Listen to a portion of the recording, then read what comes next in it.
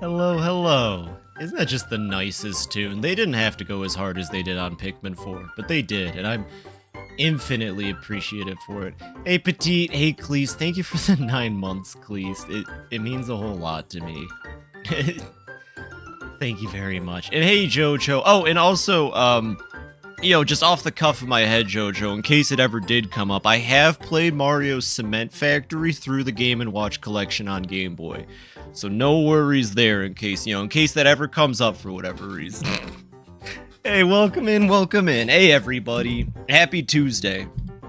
It's been Tuesday. I did a little meeting up earlier. It, certainly was alright, and then I worked on some stuff, had some chats. Mario's eating cement. Well, I think it's actually Waluigi who eats the cement, but we can circle back on that. Girls played Mario's Cement Factory. It's my favorite. The way he guzzles it up, you know? Iconic. You know... Never mind. Anyways, how are you all doing? I hope you're all having good Tuesdays. That's concrete, baby. I hope you're all having wonderful Tuesdays. I hope you're all doing well. Welcome in, everybody. Let's get right into it. You know how it goes during the Pikmonth. I just want to play Pikmin. I don't even want to wait. I don't even want to talk. Actually, I don't care. Actually, I do care how your Tuesdays are going. Never mind. But, this might be like the last week I get to use my old Joy-Cons with this old Splatoon 2 Joy-Con dock. Can you please do you one favor? Yeah, what's the favor? I can do that for you, Jojo. What you got for me?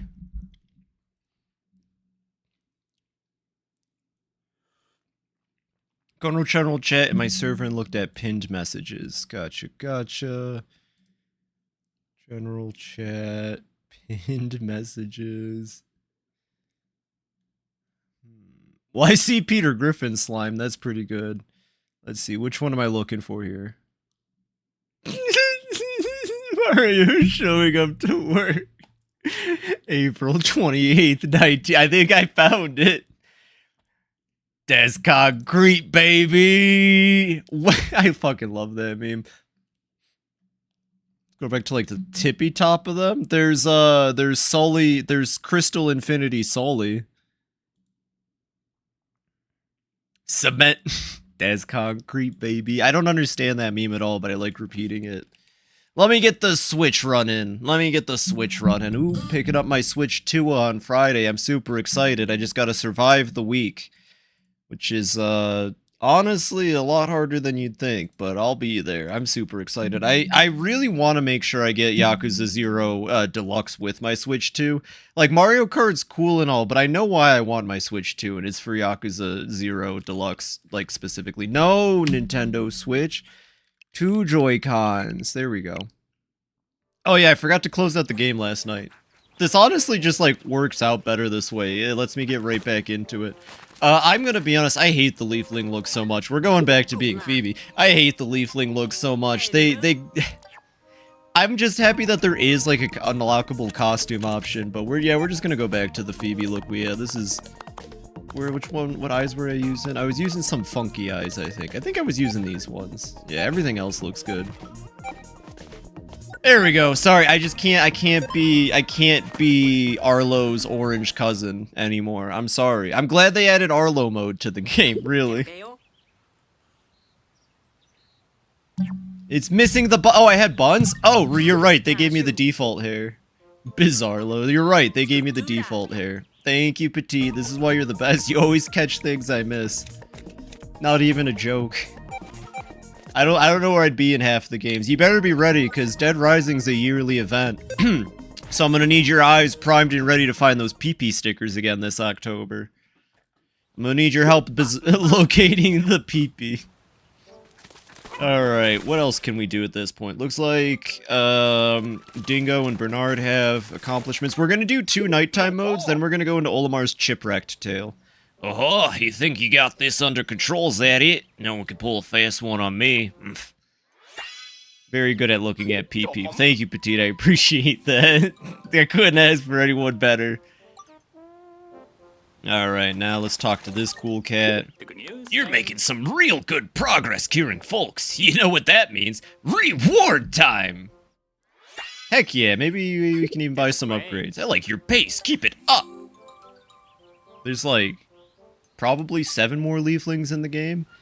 Air drying marshmallows for my Ochi and definitely not myself. Oh, how is your Ochi? I heard she drove you home yesterday. I think that was yesterday, right? Majima Construction Anthem Redeem win. I considered it, Zinnia. Also, welcome in, Zinnia. I very much considered it, but I think I'm pretty happy with my Massive Fire. But I did like, when I played through Yakuza 2 Kiwami, that was very much like, do I want to do this? I kind of want to do this. Alright, here we go. We'll get Ochi the air armor. Running out of stuff to buy, honestly. Alright, so 2 nighttime missions, and then we're gonna go do Olimar mode. Olimar mode's fun. This is actually one of the few critiques I have of Pikmin 4. Olimar mode very easily could have been remakes of the Pikmin 1 maps. I don't think it would have taken them a lot of time to recreate Pikmin 1 for this game. I don't think it would have taken a whole lot of time to recreate Pikmin 1 for this game. But Olimar Shipwreck mode is fun. It is basically this game's retelling of Pikmin 1. This game is a reboot of the franchise and almost a retelling of Pikmin 2 is how I see it, with Pikmin 1 built into it as a side mode. Later went to pick up takeaway, and 2 minutes later she said, "No, I'm driving." She's adorable. She looks like such a big softie. I've never air-dried marshmallows before, but that sounds wonderful. You doing schmoes? Ooh, I haven't been to a bonfire in forever. I'm one of those gals. You know when you, like, put the marshmallow in and it catches on fire, and then you let it, like, develop the harder exoskeleton outside of burnt crust and gunk? That's me. I feel like remaking the arena would be hard. They just didn't want to make the other dolphin parts. I honestly, yeah. I don't think they wanted to do the dolphin parts. And they would have had to code in some enemies that don't exist in this game.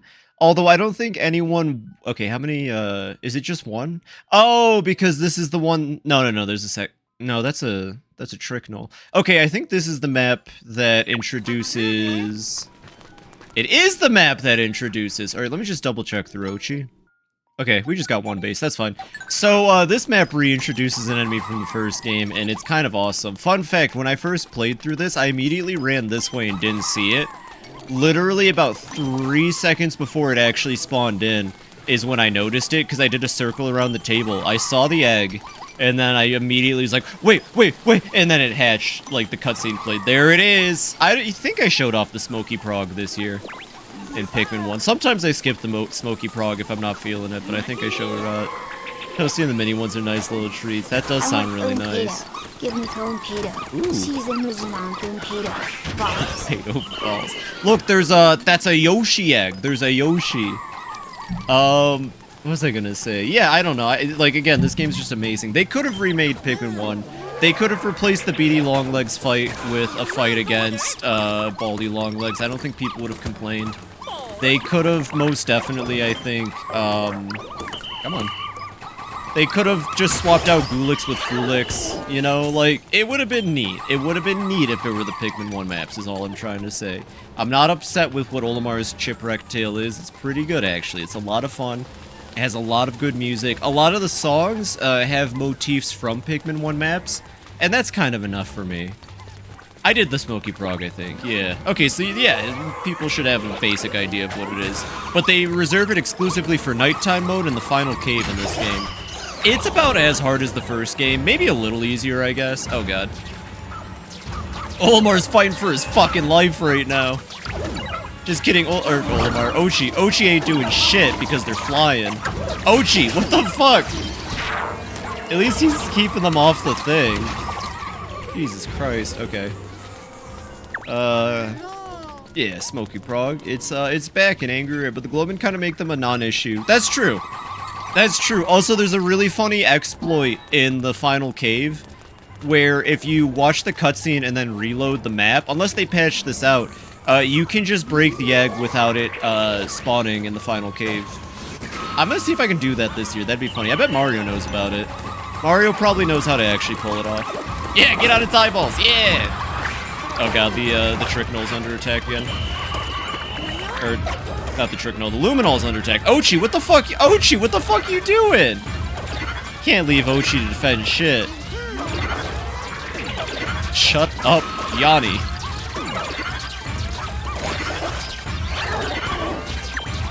God dang it. God dang. And the egg is hatching. God damn it.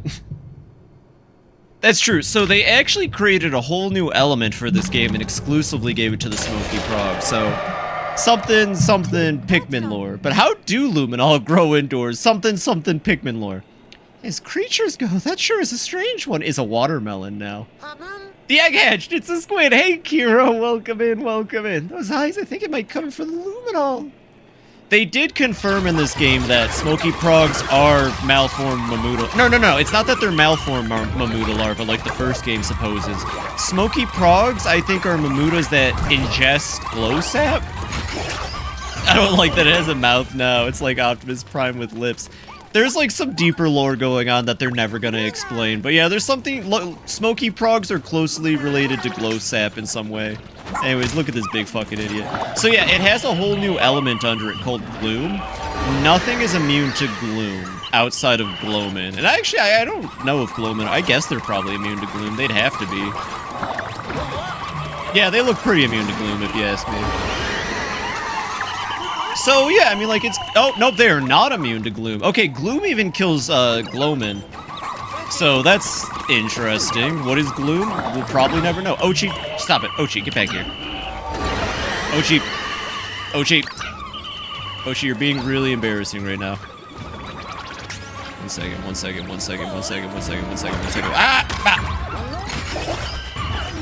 Ah! Okay. I'm good at Pikmin 4, I swear. There we go. They give it a lot of health, too. I feel like I should be more worried about the, those things, but they're vibing.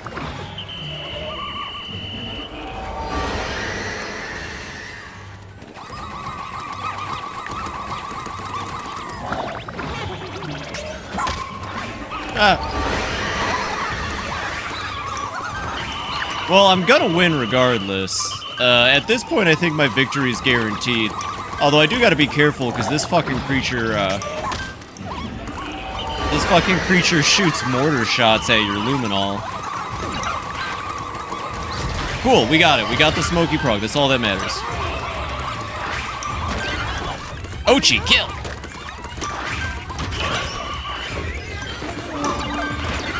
Whatever, we win. Whatever, we win. Hey, can you stop, please? Hey, can you stop attacking the Luminol, please? Oh, never mind. Okay, I got bored. We did it! Amazing work tonight, as per usual. Oh yeah, best work. Top Phoebe work ever. That was probably the best nighttime mode of my life. How are you doing tonight, by the way, Zinni and Kiro? I hope you're having wonderful nights. It was definitely a squid in there. I think we can say it was most likely a squid. But we can't confirm. You see a Roomba run over the Luminol as you leave. You're tired? Oh, well, did you have a long, busy day? Take care of yourself then, and I'm happy you're hanging out here. If you gotta doze off, then doze off. It's all good. I might have to request... Oh yeah, Olimar's here now when we finish, and he's very proud of us. I might have to request a pigeon fact before you go take a nap or do, though, or go to bed. A little selfish, I know. But we did it! I got PTSD hearing the word Roomba. Well, look who's up and about. How are things going? Olimar, why are you awake at this hour? I don't know. I just woke up, I guess. I'm interested in night expeditions. Is it okay if I observe? Oh, I'm sorry. Tonight's expedition just wrapped up. Bad timing on my part then. I'll just try again next time. Yes, please. You're welcome to observe anytime you like. Let me get my book and parse a fact. That's fine. Thank you. The bacon type Eevee. Pidgeon? Yo. My bad. Pokemon Odyssey adds a new evolution called Yggdraon or Igdrion. I have no idea. I think it might just be an evolution for Leafeon. I'm not sure yet. But I'm really curious about it. I don't normally care for Eevee or its evolutions, but Igdrion seems cool. Good morning, officers. I'm calling this strategy meeting to an order. Let's recap our current situation. Ochi's condition, or rather his tail's condition, if we can't cure his leafy appendage, we can't leave this planet. Luckily, there's a veterinarian on this planet now, who might just be able to help us cure Ochi.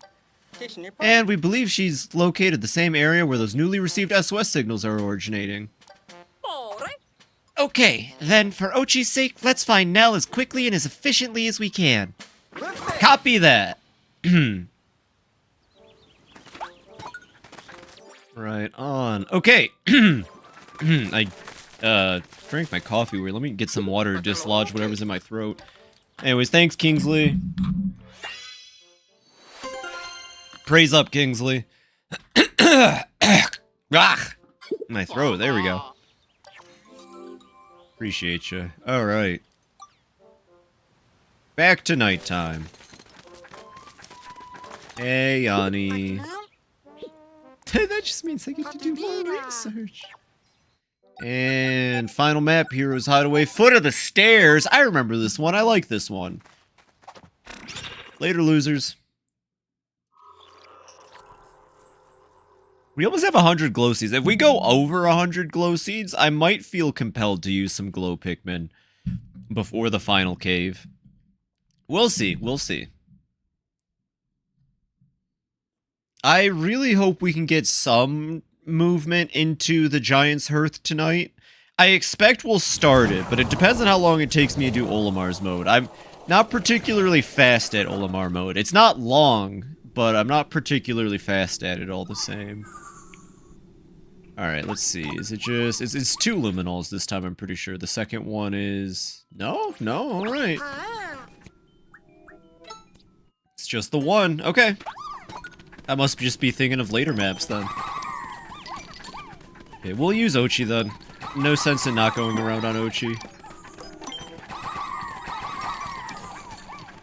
Grab these. Get some little friends.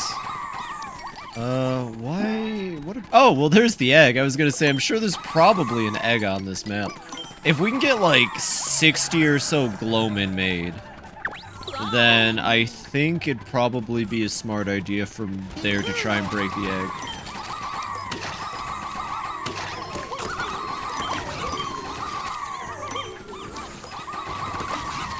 Maybe.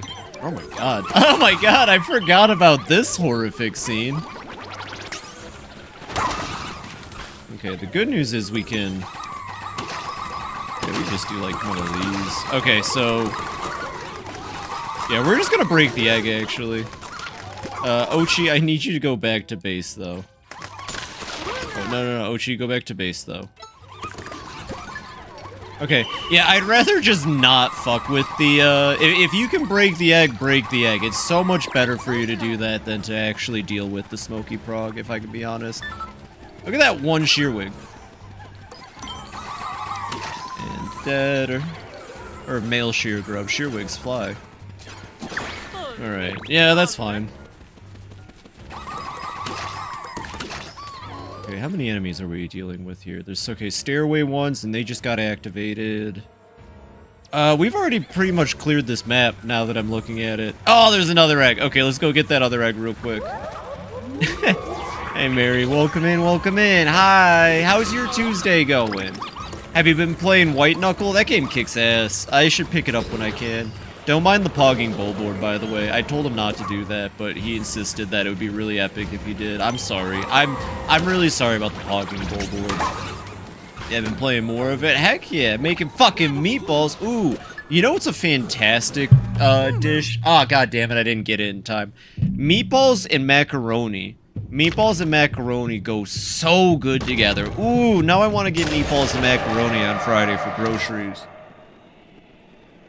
Yeah, you can't beat meatballs and macaroni. The fuck are they dying to? Oh, they're attacking that orb. Okay. That's fine. I mean, the prog is just kind of slowly making its way right now. I guess we can go focus on the bigger threats. It's gonna take it a bit. The smoky prog moves kind of slow. Don't mind the fact that if you're like barely far away from the enemies, they immediately start gliding around. Just don't think about it. I love how these glowmen that aren't helping with the combat just were like, oh yeah, no, it's chill. We'll just go somewhere else.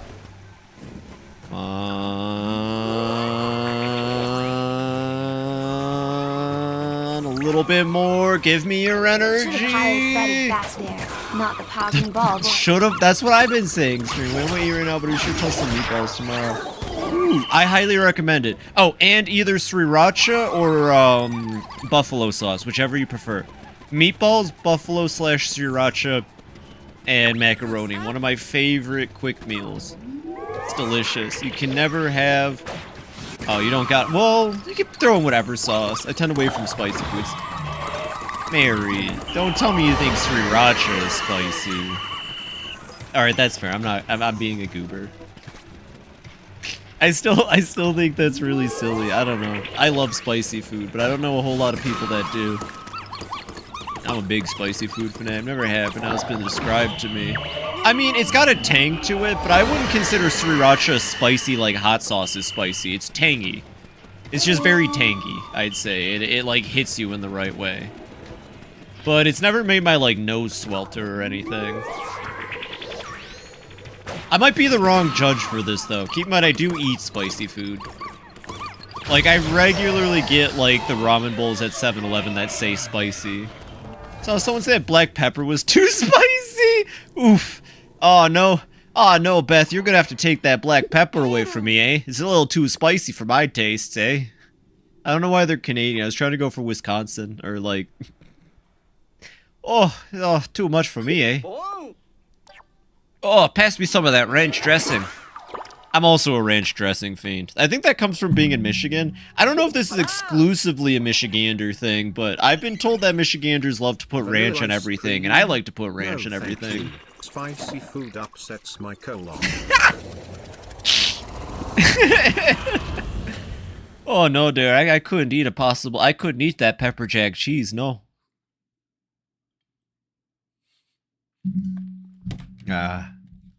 The Midwestern accent is a beautiful thing. I wonder if people listen to me, like people who know accents in America well, I wonder if mine sounds like a Michigander accent or not. Because I picked up a lot of Southernisms and drawl from my grandmother, and I don't really quite know what a Michigander sounds like compared to other states. Because they don't sound like Midwestern, like a Wisconsin or a Illinois. Like the Chicago accent, you know? Curious about that. I still believe that Michiganders probably swear the most out of any state, but I've had no one back me up on that yet. Hey, new blood, have you been using glow seeds? Well, please do. I want to know more about glow Pikmin, so try experimenting with the seeds a bunch for me, okay? There are limits to what I can do being stuck here inside the SS Shepherd so much, you know? Yanni, you're not conducting experiments on the glow Pikmin, are you? No, of course not. You have nothing to worry about. Besides, the glow Pikmin are fine. Fire, ice, electricity, none of it bothers them. Not even poisonous gas. So really, I can't do anything unkind to them. Yo, I fucking love the crew of I love the rescue corps. They're so unhinged. And tell me, how'd you figure that? Have you seen the Bostonians? They have their own sub-language you need to parse. Oh yeah, wicked. Yeah, I've watched German 985. It takes just a splinter What's in up, the right Kiri? frame of mind to break all obstacles you might find. That's a great lyric from a great song, Kiryu. I agree completely. Alright, everybody, it's Olimar time. It's time to get Olimar up in here. Let's do it. Alright, so, Olimar's Shipwreck Tale. It's pretty fun. I like it overall. They didn't have to add it. I'm glad they did add it. I wish they would have gone harder with it, but I like it. Just so you know, if you'd ever like to hear more about my shipwreck experience, I'd be happy to share. Oh yes, there's something I wanted to tell you. You get a reward for doing this, and it's super worth it. Given Ochi's strength, I believe he's a prime candidate to learn Moss's special technique. I named it the Swallow. Would you like me to... I'm going to teach your dog to swallow, just like my dog learned how to swallow. Anyways, Ochi can now put shit inside his gob, and it's so fucking useful. God, it's such a useful ability. Impossible.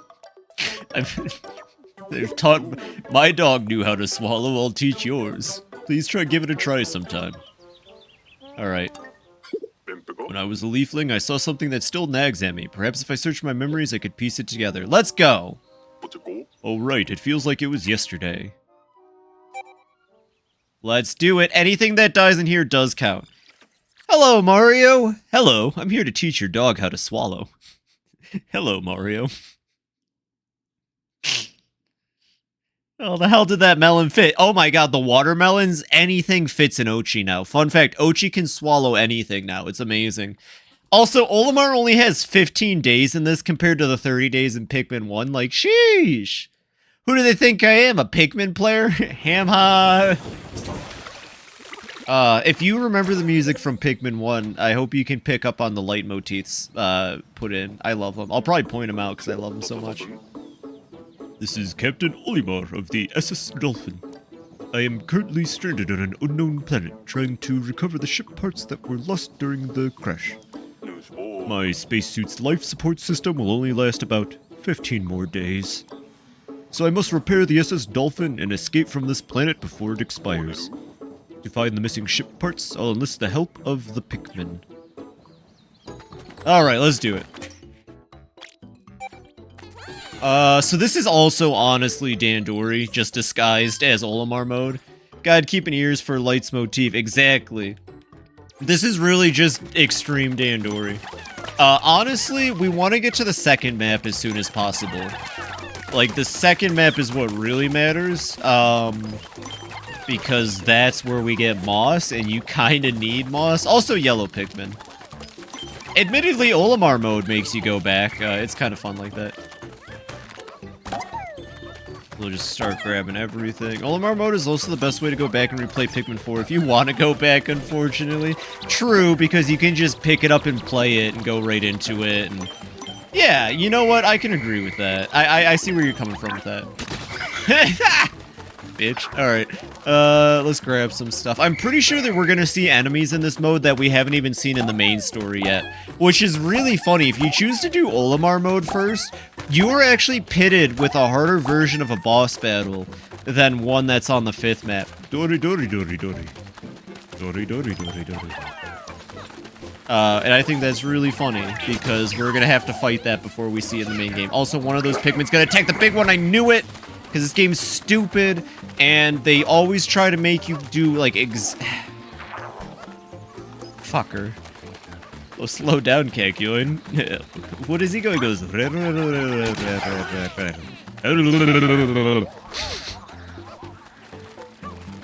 the hell was the Hierophant fight?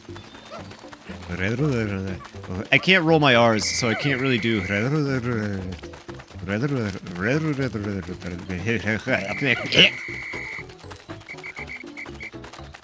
Sorry, a little bit of Joy-Con drift. Does the Switch 2 have Joy-Con drift? Like, if I press the B button, it's not going to take 2 seconds after I let go for the B button to actually stop/start, right? That's like just a Switch 1 problem. They fixed that with the Switch 2 Joy-Cons. Right? Why? Oh, right. You have to unlock the charge horn as Olimar. I was like, where's my charge horn? It's like, where is my charge horn?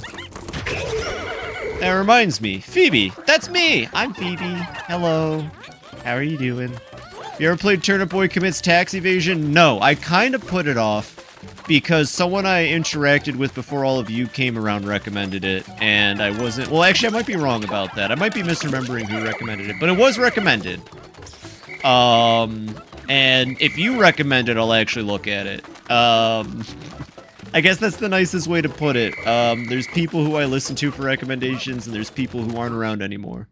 Why? This is really bad on the Joy-Con drift. One second, I'm gonna have to, like, position my body in a way where my controller's facing the Switch. It's, like, shockingly good. I've heard they made it harder for the drift to occur, but since it's not HAL effect, it can still happen. Interesting. That was terrible. You all saw that, right? Like, my Switch is less than 2 feet from me. Hey, Kaz! Thank you for... God damn it. Thank you for the lurk, Kaz! I hope you're having a wonderful day. Thank you. I hope your Tuesday's going swell, and I'm happy to see you in here as always. It means a lot to me that you come in and lurk, Kaz. Sequel, Turnip Boy robs a bank. Not high R's, way better than you expect for a game called Turnip Boy. Well, you know, I try not to judge games based on their looks anymore. I did that with Horus, and now look at me. It's my second favorite game of all time. So, that's fair. That too, I haven't seen much of that one, though. Well, maybe I can look into both of them. And then maybe I can hire Freddy Fazbear.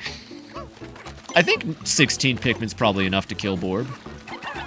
Take your time, but play through it when you can. It means a lot to me that people, like, actually are playing Horus and looking at it now. I feel like I've already succeeded as a content creator if I've gotten people to buy and play Horus.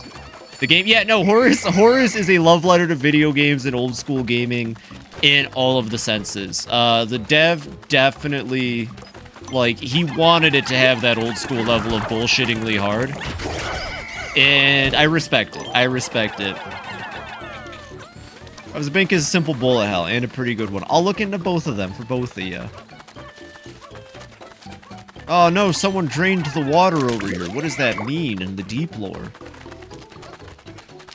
Oh my god, I haven't found a single ship part yet. This is a fucking... God damn it. Oh wait, there's one in the ground, I see.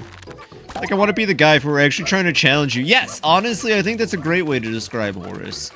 Like, it pushes you, but it pushes you in a way that makes sense and is very intuitive. And if you stick with it, by the end of the game, kind of like Nova, you'll just, like, have such a control for it. You'll know what you're doing. That's the fun part about Horus. By the end of the game, you become a wizard at the controls. And you'll start doing things that, like, you're surprised you can even do with the system. I'm trying to think what leitmotif plays here. I'm pretty sure it goes which is the song from Pikmin 1 in the Impact site.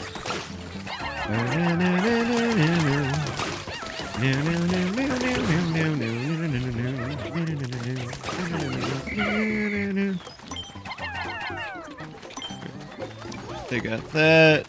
I guess we can go get the radar. I love how the ship parts that are in this are also ones that were in Pikmin 3 Deluxe. Yeah, there's things we can't do anything about because we don't got moss yet. We'll do the cannon beetle and we'll get that part. But halfway through the day, haven't done shit yet, feeling good. Gosh. Well, the good news is, like, it's only partial maps for all of this. Like, I don't think you have to go, like, all the way up there. Flarlick. Don't have to watch a cutscene for it. Oh yeah, these Flarlicks give plus 10. That's right.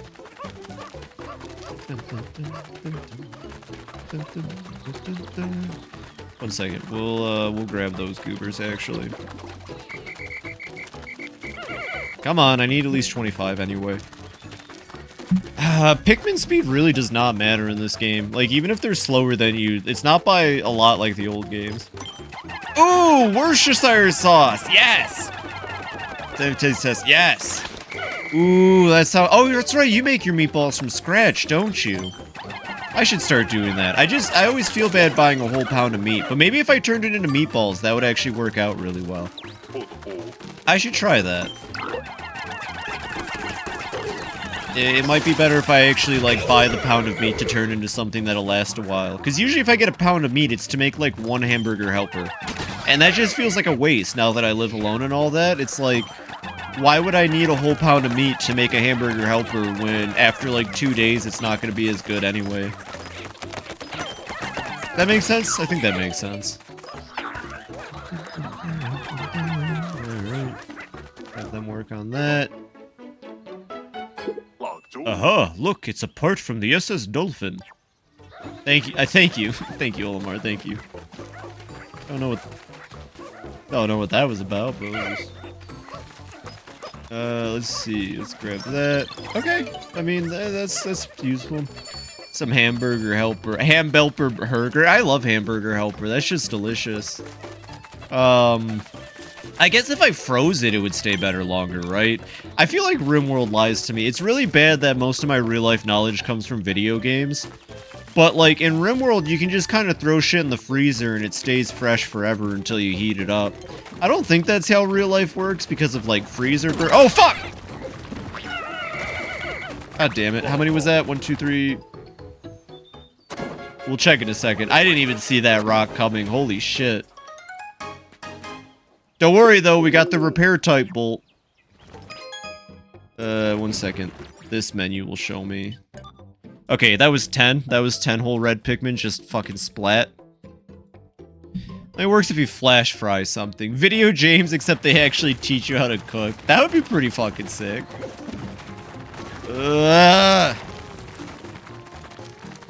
You're so fucking dead once you get out of the ground, you little bastard. I'm pretty sure you can clog these ones up like the big ones.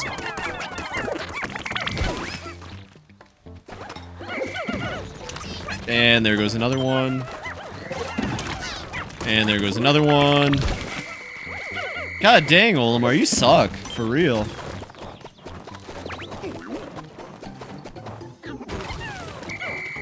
Dang, Olimar, you're ass.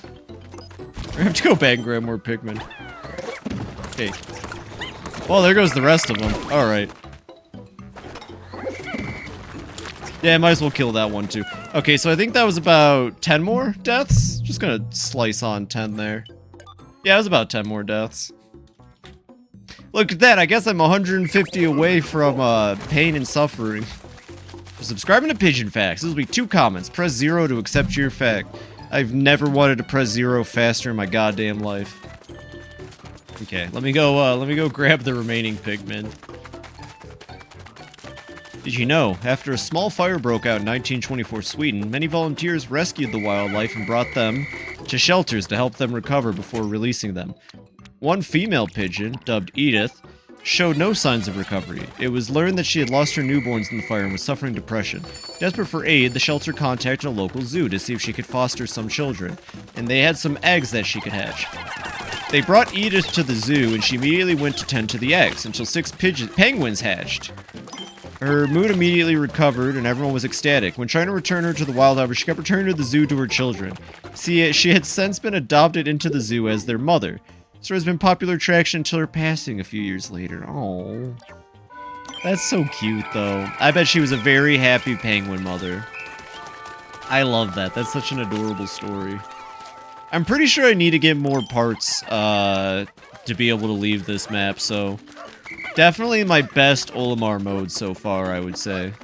Easily my best Olimar mode so far. Hands down. Slow freezing causes ice crystals from inside food, which deal internal damage and mess up the texture. Okay. Okay. So if you flash freeze it, I see what you're saying. Okay.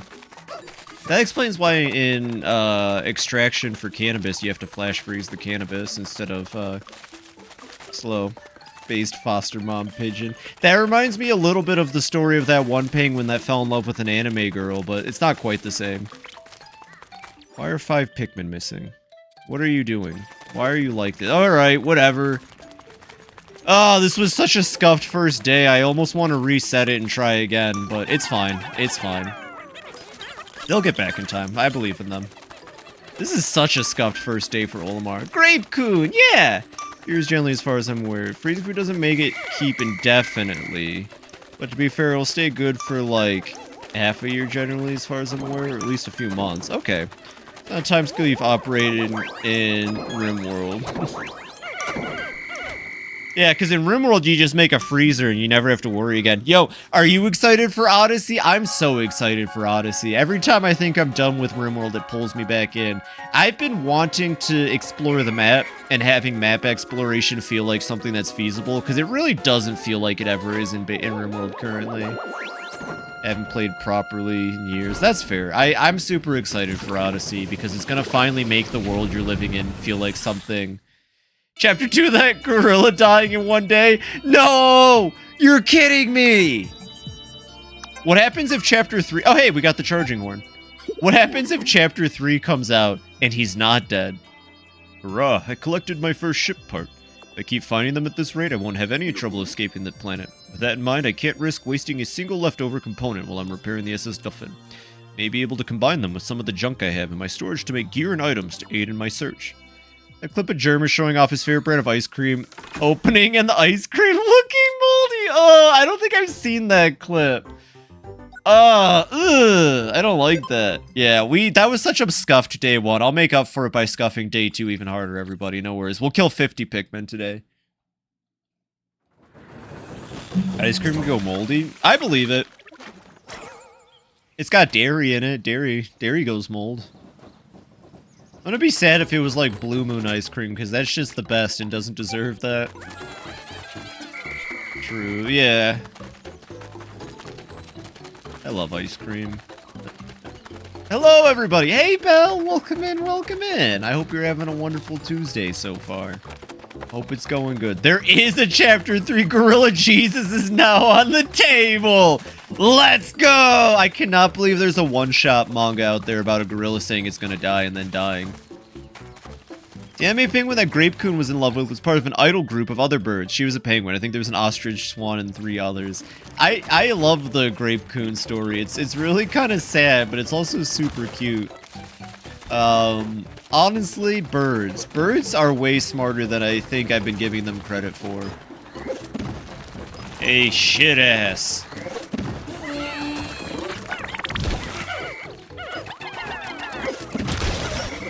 No, it didn't. No shot it fucking killed that pigman. Did you see that shit? Tell me you saw that shit. Fucking Pikmin. I hate Pikmin. It's my least favorite franchise ever. No shot that Pikmin died from looks at hand standing in the wrong place. Let's see if I didn't see that shit. Hey, John! Welcome in, welcome in. Well, thank God you missed the 20 Pikmin I killed earlier. How are you doing today, man? How's your Tuesday going? I hope it's going well. Right on, right on. What a fantastic day today's starting off to be while I play Olimar mode. Oh, you got it? Alright, we gotta watch a Germa clip real quick. It's important. I'm gonna be honest, if you're squeamish, even I have a weak constitution. So, I mean, if you have a weak constitution, this might not be the best for you. But, if you're curious, I don't know why. Is that supposed to be, what is that? Why does it matter? Is that, Moose Tracks? It looks like it's Moose Tracks ice cream. No, it's just chocolate. Okay. Blue bunny. Chocolate. Oh, it's not supposed... It's just the standard D&D? Well, that's wonderful. What class and stuff you're playing? I'm currently doing D&D on Sundays. I've been running a Satyr Barbarian, and I'm in love with her. She's amazing. She makes me feel really happy to play. It makes this like... Great. ADHD's making Fixer and Enderall. Well, heck yeah. Use that fixation and turn it into something. I know a lot of cool D&D friends now, to be honest. I feel like this music is perfect.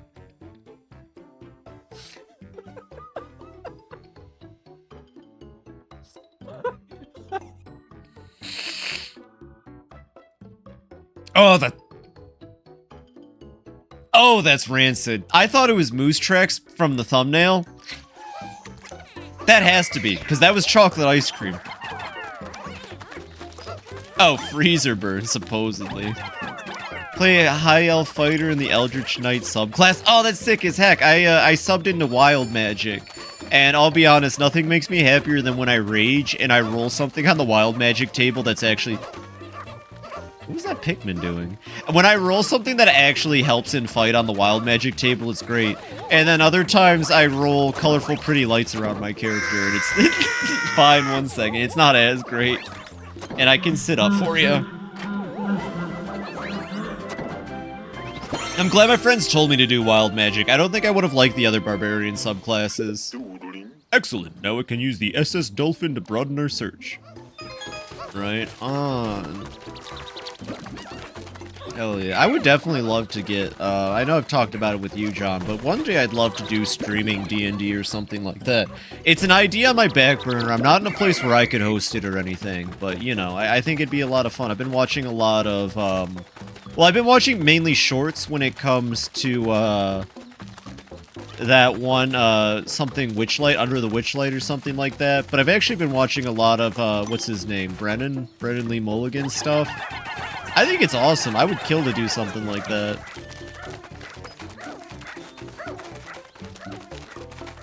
I probably butchered that dude's name, but you probably know who I mean. Yes, bombs! Cool, okay.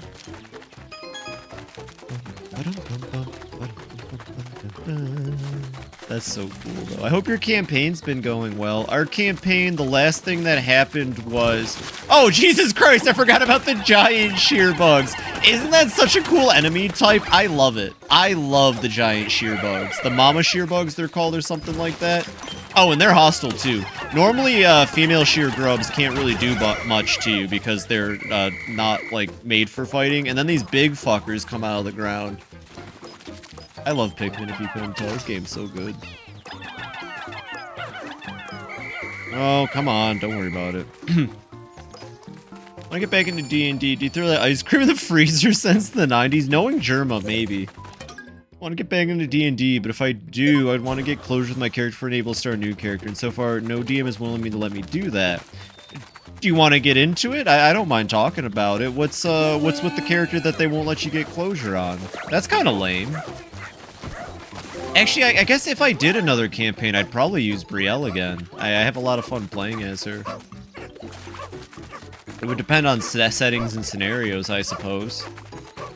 Or character, how do I recommend playing through Baldur's Gate 3 with that character? Oh, that's cool too.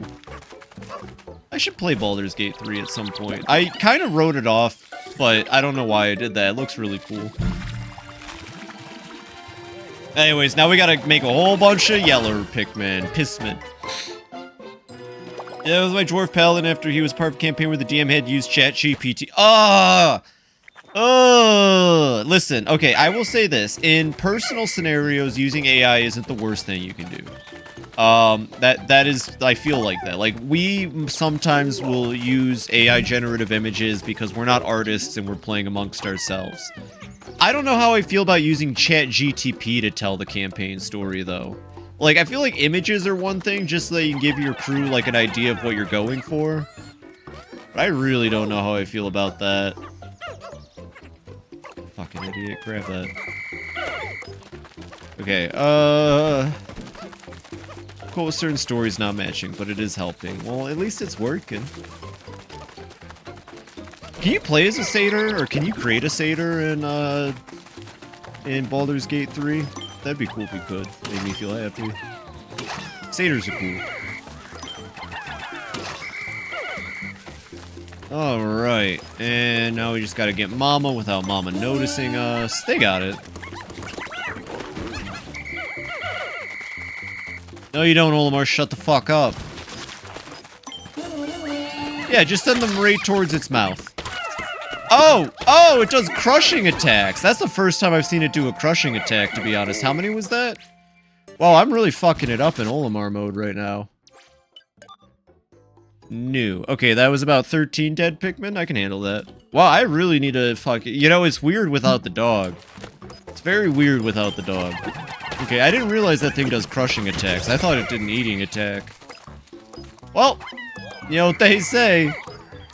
You gotta crack a few eggs or some shit.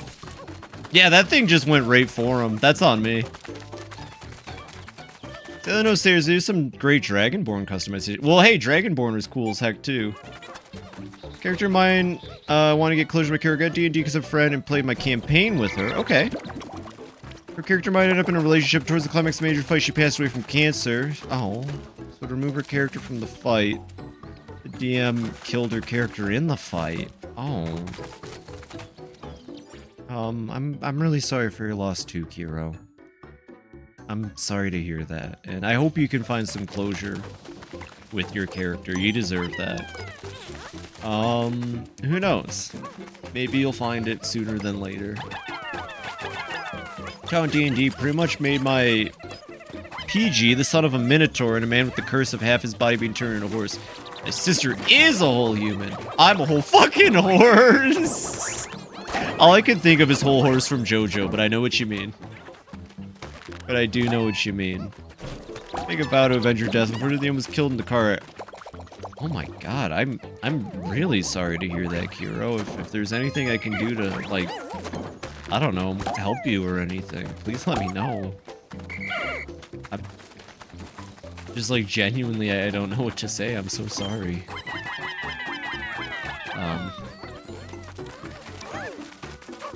Sorry to hear that.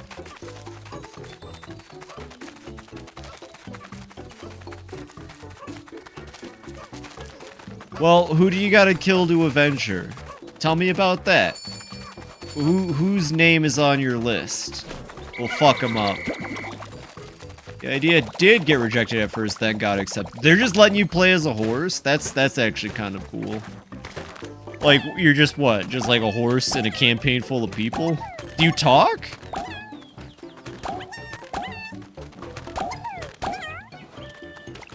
How does it operate?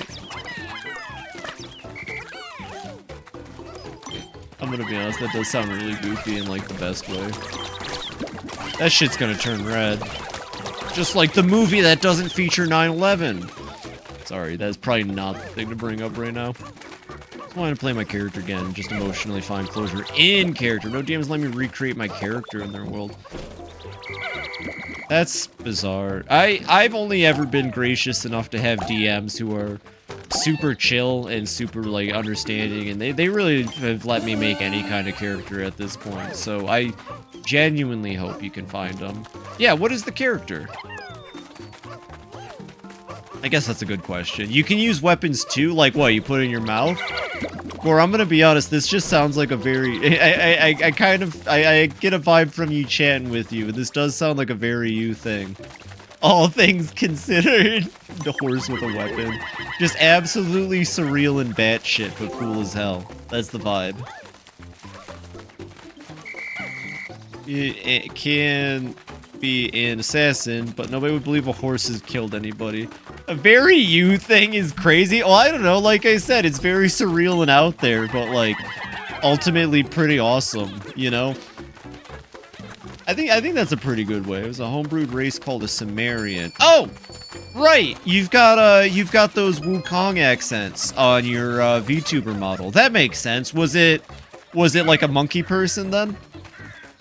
That's lame if people won't let that in. That's super lame. Are you kidding me? That'd be so easy to fit into a fantasy world. That'd be so easy to fit into a fantasy world. What? Because it's a homebrew race? It's not like you're doing, well, actually, are you doing like a homebrew class too, or pretty much the Stone Monkey King? That's cool as fuck. That's sick as hell. And people who don't want that in their game are stupid as shit. I would kill to have something like that. See, that's my thing. I would much rather have people make custom races that work, if they like it, than tell them that they have to play like fucking dwarf, elf, human. Class is pretty standard. Well, yeah, you would probably have to be. I'm assuming pole staffs for a weapon. I'm gonna be real with you, Kiro. That sounds like an amazing character. And you definitely will find somebody who appreciates that and that creativity. I think. That's a grudging. Listen. Just because I prefer to play elves when I play Total War Warhammer, and I don't really care for dwarves in general in fantasy settings, does not mean I deserve a grudging. Maybe. We'll get back on that one. You know, it's funny, I have a whole game project that I kind of started working on. I guess I'll talk about it a little bit, that involves dwarves primarily. And it's funny because, like, that came out of the fact that in college they kept hammering in that you shouldn't make games that you'd want to play or about things you enjoy.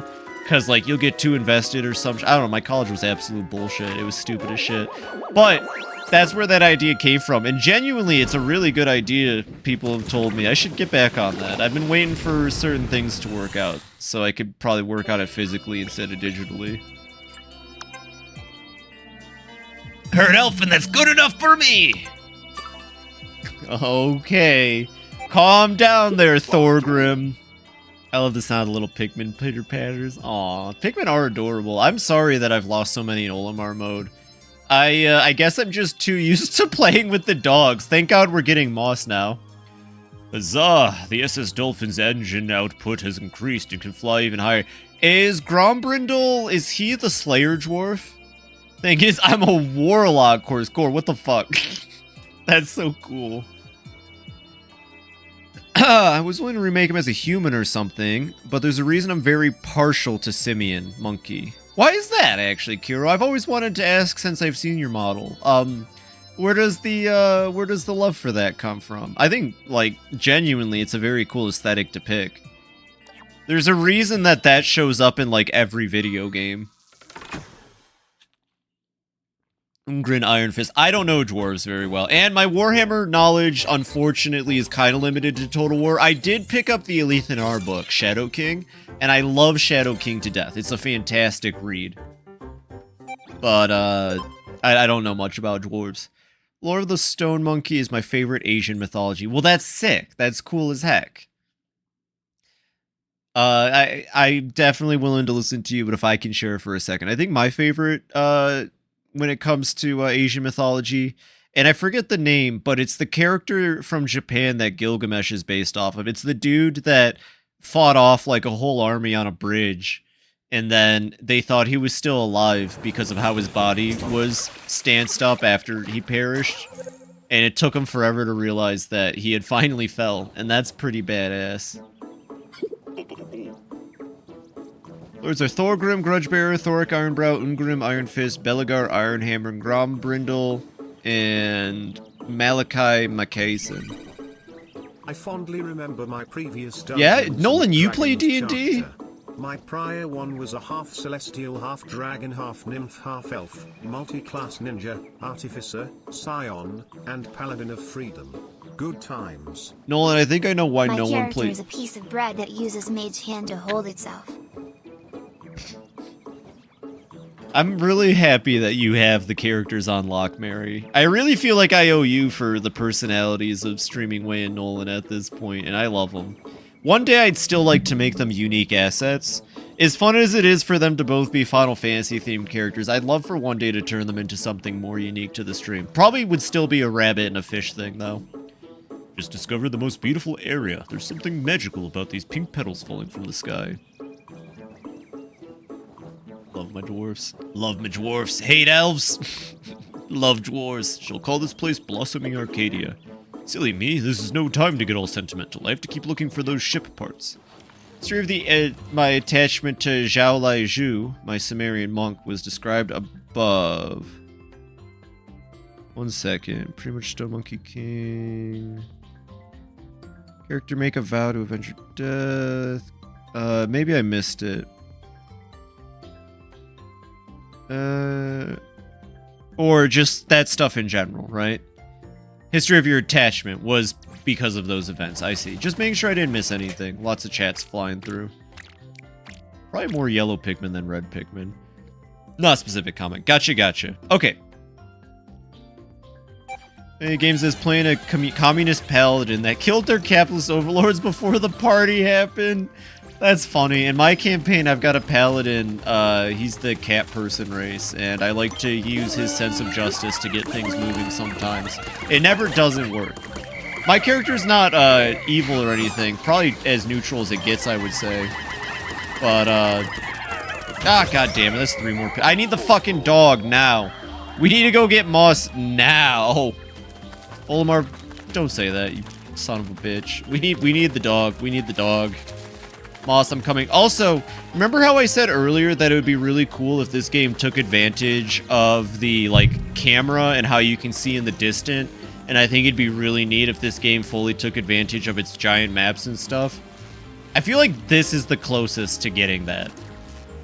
I feel like just seeing Baldy Longlegs over there is the closest thing I get to what I wanted. So I'll take it. I should probably start making more Pikmin, given I'm mercilessly killing all of them. Current avatar was drawn by my late sister. Oh, well, again, I'm really sorry, girl. Sometimes life can be really brutal like that, but I'm glad you're around, and I'm glad that you're keeping it together and all that. You know, I'm really happy you're part of my stream and stuff too. I'm sorry to hear all that. Wait, are Tomberries fish? Yeah, they're fish people. They got little fish tails. Well, they're like frog, fish, salamanders. Her helm is a welly mess. That's cool as heck. Have his equipment, tools, or stuff the workers gave her. That's really neat. This shit seriously in D&D. You don't have to, Gore. There's different ways to play D&D. For some people, D&D is a sort of it's like a getaway from life to be your true fantasy self, you know? But it doesn't have to be for everybody. I've played with people who take it a little less seriously and don't see it that way. I also play it with people that, you know, maybe take it too seriously. But I don't know. Never did get a look at them without the rogues. Let's rebuild our Pikmin population since I've been letting them all die, and then we'll go from there. I do have Spicy Spray. Do my shortcut controls persist into this mode? They do. Okay, good. Alright, let's gas them up. Every single button in this top is about to burn. They're like middle ground. Some drama and real stakes, but right from silliness. Yeah. Well, shoot. One day I'd love to play. I would love to play Teenagers from Outer Space with like everyone I know. I'm very proud of the world I made for that game. And I think it's a place where you can be very serious, but also be very goofy. In my campaign, we had a, like, Jotaro-sized football player who was extremely goofy half the time, but he still had a really, really amazing moment. And, like, God, I think about George Brooklyn, New York sometimes. That was his name, by the way. George Brooklyn, New York. I think about that character a lot. He was awesome. Genuinely fit right into the world. Monster of the Week is great for weird-ass characters. Hell yeah. D&D's like, alright, every artist and patron has their own taste. There's always a table for you. Exactly. Exactly. Great now. Yep. You're good. It's good for typing twice. I see what happened there. Made a whole Wario gnome that only cares about money. That's sick. And I would gladly entertain that character alongside other people who took it, I guess you could say, seriously. Play as Franklin East, a conspiracy magazine. Yo, John, that's amazing. The first campaign I ever played was Cyberpunk 2027. And my character wasn't a name pun, but I 100% based him off of Frank West. He was a newsie, or whatever the term is. He was a reporter. And his thing was going around and busting scoops on corpos, kind of like Frank West. But then he kind of slowly turned into like a drug addict, and he had like an addled mind. And then he turned his news van into the mystery machine. That was fun. Oh, what is this creature? Doesn't look like it's going to attack. Is something the matter with it? Moss. Perhaps it's hungry. There may be something in my pack that I could feed it. Frankly, Spear Magazine repeated his bullshit and then found out he was a storm mage. That's fun. Or Cyberpunk Red. Did I say 2077? I played as Wayne Williamson, a LARPer who fought zombies alongside a group of supernatural fucks. But now finding out LARP persona is actually a past life. That's so cool. Yeah. Gore, you could be whatever you want. If you want to be a horse warlock assassin, that's badass. If you want to be Wario Gnome, that's badass. If you ever want to make a character that truly represents yourself, that's badass. Just don't be, like, weird. I remember one time I was at a TCG store with a friend. Oh, one second. Looks like you thought that was yummy. I'm glad to see you've perked up. That's the end game of Frank West. That really is, too. I remember we were at a store and people 2 tables over were, like, LARPing being attacked by a dominatrix. And they were getting really quiet and steamy at some points. Better arguing where the fuck was happening in Dead Rising 4. You know what? I think Dead Rising Remaster is Capcom's way of rebooting the franchise. You could be Yao Ming if you wanted to. If you want to be an 80-foot-tall basketball player, go for it. I'm taken with that fascinating green fur. I think I'll name you Moss. No, yeah, it was really funny. I remember we were just sitting there. It was a bunch of dudes, and the DM was like this dominatrix lady. I guess I shouldn't judge, but they were out in public, so you know. We got to hear the full thing. It was very sensual. Those dudes didn't stand a chance against her. I genuinely hope Dead Rising Remastered, especially because it was made by Capcom Japan. You know, after Capcom bought a Canadian studio, forced them to make Dead Rising, they made absolute dog shit games because they didn't care about the IP, and then they went out of business. Which I get it. If a company buys you and says you're making our game, that must be frustrating.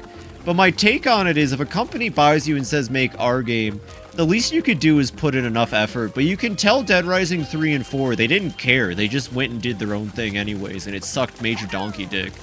So I'm kind of glad that company went out of business. They deserved that for almost ruining my franchise. But, it's too much awkwardness for me. It was funny, to me at least. But that's just my thing on it. I'm happy that the new Capcom team that did the remaster exists, and I hope they make a proper Dead Rising 2 remaster. And then I hope they make a proper Dead Rising 3, and they just skip Dead Rising 3, and they make a Dead Rising 3 that isn't shitty vehicles the entire time. Because I'm gonna be absolutely real, Dead Rising 3, in my opinion, is the least fun to play. More than 4 even, and 4's not even that fun to play. But at least 4 was better in... Oh, fuck, that's a bomb!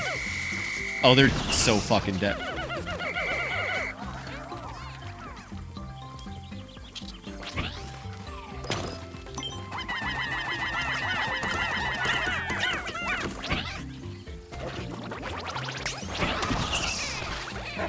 Love to see it. Thank God my pigmen were on the ground instead of being standing up for that blast radius. Forgot I could do that. How? I don't know. Fucking. You remember when Groovy Longlegs stepped on like 80 of them and didn't kill any? Remember at my local hobby shop, people get really animated and roleplay their armies. That's so cool. When Warhammer Old World comes out, I'm gonna try to buy sets and get into it, but I don't have anybody nearby to play with, and I'm not brave enough to go to a hobby shop, especially right now as I'm in like the middle of figuring my transition and stuff out. I just don't know if I have the guts to do it, but I would love to build a fantasy army or Old World army. Here, and that he's the sheriff, and that he's frozen out here, and that we're in there, and I just remembered we're out here. This fucking game. See, look, I needed my dog. Everything's better with the dog. Things don't die when you have the dog. Fun fact, things don't die when you have the dog. It's just a fact of life. Alright, let's go take care of this one. Something, childhood trauma, something, be long legs, something. I'm gonna make love to a spider one day. I don't know. Let's go kick its ass. What I want to know is, where's the caveman? Boy, am I glad that he's in there. You know, I tried rewatching that recently. There's a lot of jokes that have not aged well in that that Scooby-Doo series, but thank God the caveman bit is still golden. Watch me swoosh right. That's also a good one. Swoosh. I mean, with any YouTube poop, tends out to be. Yeah. Oh my God, I know. I tried watching an old Deeper Cut one, and it was still pretty funny. But there were some parts where I was like, ooh, God, I was an edgy fucking kid. Fresh Prince of Blair has some jokes that haven't aged well. Ugh. Eee. Where are those two Pikmin going? Whatever. Yeah. You know, one that hasn't actually aged too poorly, though? The King of the Hill collab. That one's still pretty good. It's the collab about the episode where Hank meets his Japanese brother Shinjiro. That one has actually aged pretty alright. I still think my favorite thing to quote is Dale Gribble going, "Burgle alert averted! Burgle! Serious PG I made was a man cursed with madness who has been locked into purgatory for years until the angel got tired of getting everybody killed, so she actually makes him come back to Earth and pretty much has become an urban legend." That's cool as shit! His first words better have been, "I lived, bitch!" Still funnier overall, could do without a sentence mixed F slur. Yeah, it usually has to do with that kind of stuff, too. I guess we're gonna have to get the... Kitty0706 has some rancid jokes in today's... Yeah! Oh my God, yeah. Yeah, I still really enjoy Team Fabulous, though. That's the right kitty, right? I will say, my favorite kitty video is Ellis's Christmas. But that one is hard to rewatch. Yeah, I prefer Ellis's whatever Christmas... Or no, it was Heavy's Christmas or something like that. Heavy's something Christmas is my favorite kitty video, but that one aged bad. And Malice. It was simply the time. Yeah, that was just how the internet is. Yeah. It's not like I'm giving them a pass. I'm just saying it's understandable why they thought it was okay at the time. Hey, Phoebe. What's up, Kiro? That's me.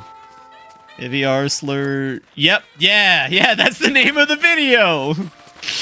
It's a good video. Well, it's pretty good. Until you can tell it's a product of its time. I think Kitty would have definitely, if they were still around, they would have definitely matured and grown up with their audience and their stuff. And I'm sure they would have made some fantastic stuff. It's tragic that we lost them. Especially, well, at least we got Team Fabulous, though, you know? All things considered, Team Fabulous is the pinnacle of fucking source filmmaker slash Gmod. I think it was all in Gmod actually, which is even crazier. I'm gonna get you tomorrow, you big fucking green orb. You son of a bitch, taunting me up there with your stupid ass spider legs.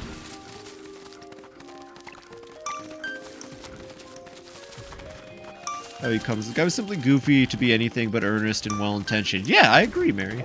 Over-advertised myself, but if you're interested in my Y0 VODs, yes! Wait, is it Y0 Deluxe or just Y0? To be with the... I haven't heard about that one, Gore, but... Normal Y0. Well, I would love to watch them. Actually, I probably should watch them just so I can get some tips and pointers, since you are kind of a professional at these Yakuza games. You know, Gore? I don't want to know. How about we actually here? Let's spin the topic of YouTube poops into something funny. Does everyone remember when Emperor Lemon had his little like episode? Because he got popular and he was like, people hated my YouTube poops because they were popular. And it was like, no, people hate your YouTube poops because you did ear rape and a bunch of other stupid shit that was really unfunny. People hated your YouTube poops because they were shit. I fucking hate Emperor Lemon so much. Yeah, guys like the things keeping YouTube poops alive. Hell yeah. Did you see the Moss icon? Today I made a new friend, Moss. There is YouTube poop drama. Emperor Lemon made this whole video about how he doesn't do YouTube poops anymore and how it was upsetting because his YouTube poops were getting really popular. And he was like, people were just upset because I was using Pixar films. And it was like, no, your YouTube poops were dog shit, dude. They were absolute ass. Never encountered this strange breed of dog, but we quickly bonded. At this very moment, she's asleep by my side. Y0 on December 30th, 2023. Oh, heck yeah. Comforting to have Moss and the Pikmin with me. With their help, my search for ship parts is sure to go well. Wait, December 3rd. Yo! Kiro, god dang, if only you were like a month sooner. I just realized. I played Yakuza 0 that year for the first time. I started it in September. I finished it right before Halloween. Same time, it's not really. I mean, I will politely disagree with you on this, Gore. I don't think it's funny at all. I think it's super obnoxious and stupid, especially with flashing images. There's so many funnier things you can do with a YouTube poop, like sentence mixing, scene splicing, actual fucking editing and care. I don't think it's funny at all. That does not inherently equal funny, in the same sense that salty does not inherently equal tasty. Well, I have to disagree with you on that one too, Mary. New Year's Day to do it throughout 2024 to infinite wealth. Well, I don't blame you for not doing that. I get really tired after a Yakuza game, and you play them much more in depth than I do, so I can only imagine. Images, that's where I draw the line. Yeah, flashing images were also a thing Emperor Lemon did regularly, and another reason people hated his garbage content. But he made a whole video denouncing, like, the YouTube poop community and everybody because he was really upset because no one ever actually respected him. And he never deserved respect for the garbage he made anyways, though. It was garbage, and it was made to appeal to common denominators. Not that YouTube poops need to be gatekeeped, but, like, you know, you can't just shit on tradition, you know? Yeah, you can't, what is he? Something in this house. I won't allow it. Name up Elector or anything, I just don't like them. Yeah, same. Webcomic used to read that I can't recommend because the author made the characters to be insolent little kids dropping slurs as a way to show how mature they are and mirror how the author and his friends used to be at that age. So only like 60 strips in, they dropped the slurs to avoid- Hey, you know, at least they dropped it because they realized. Oh no, right, that reminds me of the Jonachrome thing I shared. And how after, you know, being ousted as like a pedophile and a child groomer, he was gonna try to make a game about that and about how he was such a big dingus or something like that. Like, I don't know. People on the internet sure are interesting, but in the case of yours, it's different. They actually, it sounds like they grew and learned from it and stopped doing it. Cause like, you don't have to put your bad past behavior on display, you know? No one's gonna care. Let's see. finally brought Labyrinth of the Demon King. Actually, Gore, I was gonna recommend a game called White Knuckle to you. I don't know if you like games like Getting Over It. I think you might like White Knuckle. You should check out the demo for that. I was gonna recommend that to you. I was thinking about it earlier today because of Mary. Get that. Wanting to portray reality authentically in all of its ugliness. You know what? Fair enough, I guess. Don't you dare run. Hey, don't you dare run out before I get there. You've played White Knuckle? I knew it'd be a Gore game. How did I know? I had a feeling that'd be a Gore game. It's pretty cool. I want to pick it up and maybe stream it at some point. I never finished the level in the demo, though, because I'm bad at video games.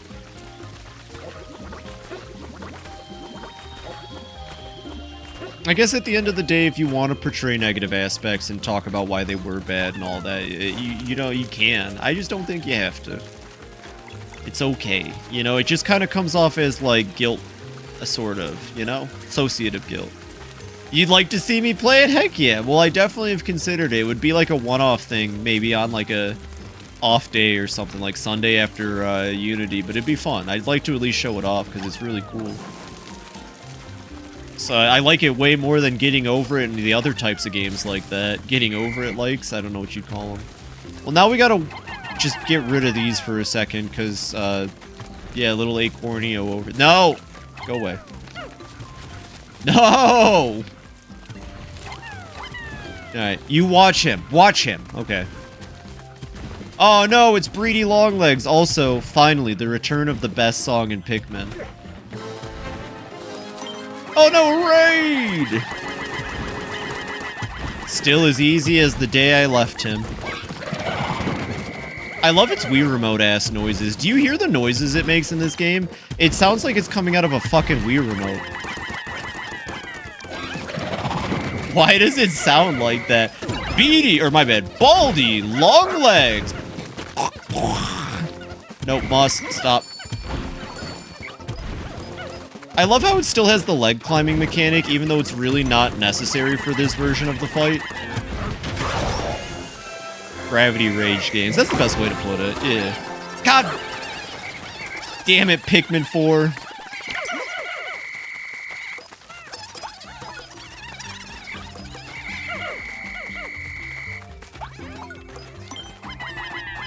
Actually, so now that Smash Bros. Is doing bosses, even though I feel like they didn't go hard enough with it in Ultimate, it'd be cool to see a Pikmin boss get in. I could see, like, maybe, Beady Longlegs or actually, Manette Legs or something being a Smash boss at some point. They need to go harder on boss battles in Smash. I think that's also, to me, that's just as good representation as being a playable character. Like, if you ask me, Dracula's in Smash, and it's cool as fuck. Like, it might not be a playable Dracula, but it's probably the best version of Dracula we can get from Castlevania, because it is a very authentic Dracula boss battle. I think Eggman, actually, I said yesterday I think Eggman would be a playable character. I think Eggman would actually work very well as a boss battle. Say, it's a really hot take. Oh gosh, here we go. What's the hot take, Gore? I've got the ice pack ready. Thank you for watching that, Steve, for me. Alright, everybody, get your heat shields on. It was kind of odd that some of the bosses, Night of the Demon King might be the best released horror game. Well, let me look up what Labyrinth of the Demon King is. Admittedly, I didn't really give it a chance to look at it. One second. Oh, don't worry about that. I was looking at God Eater last night. Demon King. Ooh. Ooh. How much do they charge? Ooh. Or I might end up picking this up for Halloween. I might pick this up for October, honestly. Yeah, this looks right down my alley. Okay. Thank you, Gore. Hell yeah. That actually looks like it'd be a pretty solid October game. Streamed ahead a blast. Oh, heck yeah. If John played it and liked it too, that's fantastic glowing reviews all around, honestly. Okay, bet. I'll play it this October. Looks really cool. I'm sorry I missed your streams on that. I didn't even see you were playing it. How long of a game is it, John? How many streams do you think it would... Oh! Motherfucker.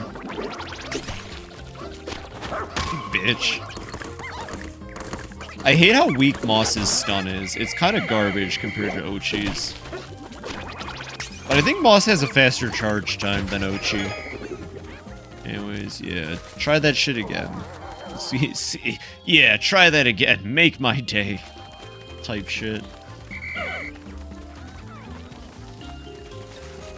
The mud. I'm pretty sure the mud keeps me from going that way. Frog. Use your bat. I don't want to spill gore on it. Oh, no, that's fine. I don't want to get too much about it either. I was just curious, how long do you think a playthrough would take? It donate to their Kickstarters. Interesting. Gore donates to Kickstarters. What the fuck was that game? They clearly landed on it, too.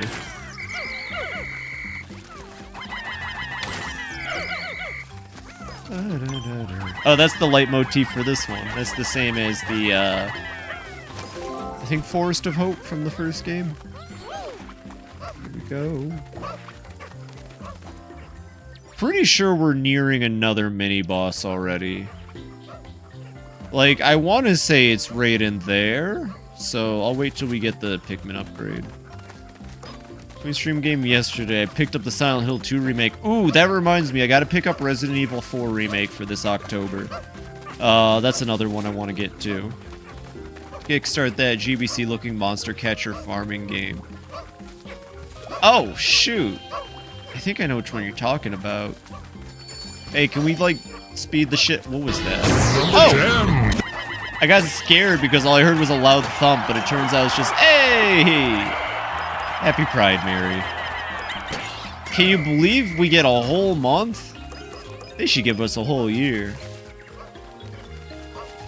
The usual Silent Hill games so much they gave me brain worms! I remember one time, like, the only thing about Silent Hill I was told was from my little brother who really liked it.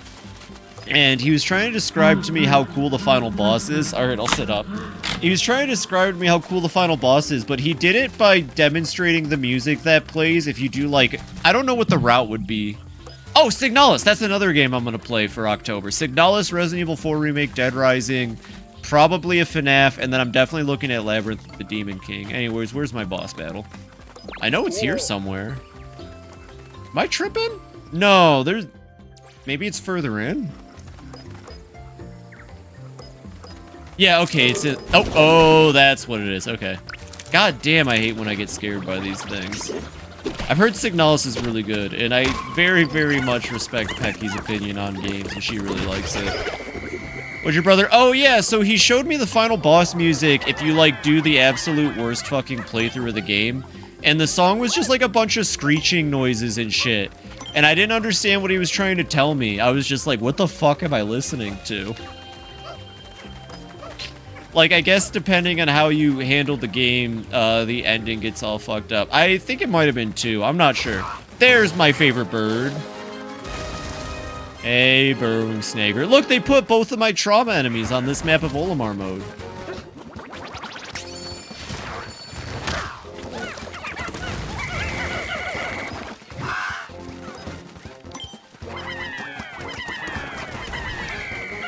They put all of it in. It's a marlin. I still think I would have a pet burrowing snagret. I still think a pet burrowing snagret would be epic. God damn it, kill it! And it didn't get anything because it's a bitch. Easy peasy. I do like that it waits to eat them, unlike the first 2 games, because it does give you a chance. They're good, very good ending for one. You fight one boss that has a dental drill as part of the soundtrack. Oh, so maybe it was Silent Hill 1 then. Well, the guys in my D&D group really like Signalis and vouches for it. It's bald now. It is bald now. We took its hair away for being evil. We took its hair away for bird crimes. For crimes against nature, honestly. You know, I'm gonna just come out and say it. With everything they brought back for this game, it does kind of baffle me that the pileated snagret didn't come back. That was the boss from 2 with the orange head that could hop around and chase you better. I don't know why the pileated snagret didn't come back. It introduced a unique and interesting way to fight the, oh god. And we're not getting any of this shit. And we're not getting any of it. They're gonna try to go through the mud, which is a terrible idea. Oh! Okay, never mind. They're safe over there. I'm pretty sure I can just, like... There's gotta be a weak part somewhere. Or I can just do this. Like, this room is so fucking good. Yeah, I gotta play Signalis. I already have my October lineup set now. Now that I've got Labyrinth the Demon King, I think I've got October on lock. My plan is to either play FNAF 1 or 2. I don't care about playing them in order since I did Sister Location last year. But the plan is to play a FNAF, to play Dead Rising, because I do that every October, because it's like my third favorite game of all time. Definitely Signalis, and Resident Evil 4 Remake, because I need to catch up on Resident Evil. Because I'm pretty sure anytime they do a remake of a Resident Evil, that is now the, like, canon version of that game compared to the original. Because I feel like with 7 and 8, they're trying to kind of push it in a different place than where 6 left it. Proper planning is essential in both my day job and my search for missing parts. Tomorrow, the work continues. Maybe I'm good friend with someone due to that game. That's cool as heck. Realize with the same tastes in games, pretty much. Heck yeah. Alright, let's go back to the Arcadia. First, we're gonna make me relaxed and kind of full of anxiety. Are you talking about Labyrinth of the Demon King? Because that's cool as heck. Unless we're talking about Signalis. I still can't believe Signalis is a horror game. I watched Pecky play it for a little bit, and I did not get the vibes it was a horror game from what I saw. That blows my mind. Okay, let's grab like 20 of these goobers and 20 of these goobers.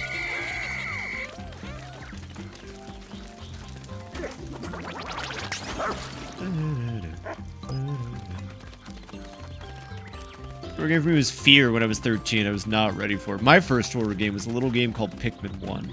I think my first actual horror game that I played...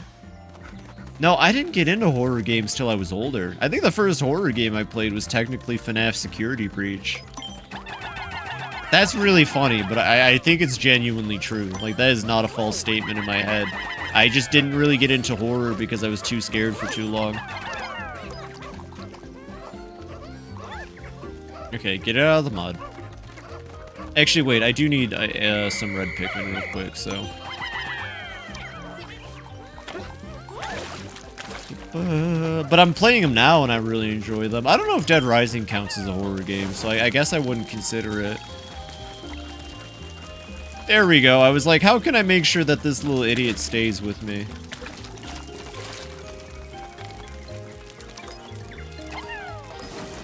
There we go. So what's left? We got treasure right there. I can grab that. Lickety split. No I cannot. Yeah, I know Olimar. He's like Blue's Clues up in here. If where's Gemini is one planet, all the evil bugs turn into zombies. Oh, They're relaxing the ambiances in that damn game. Well, is it a good game or is it a damn game? You're kind of... It's Labyrinth the Demon King, I see.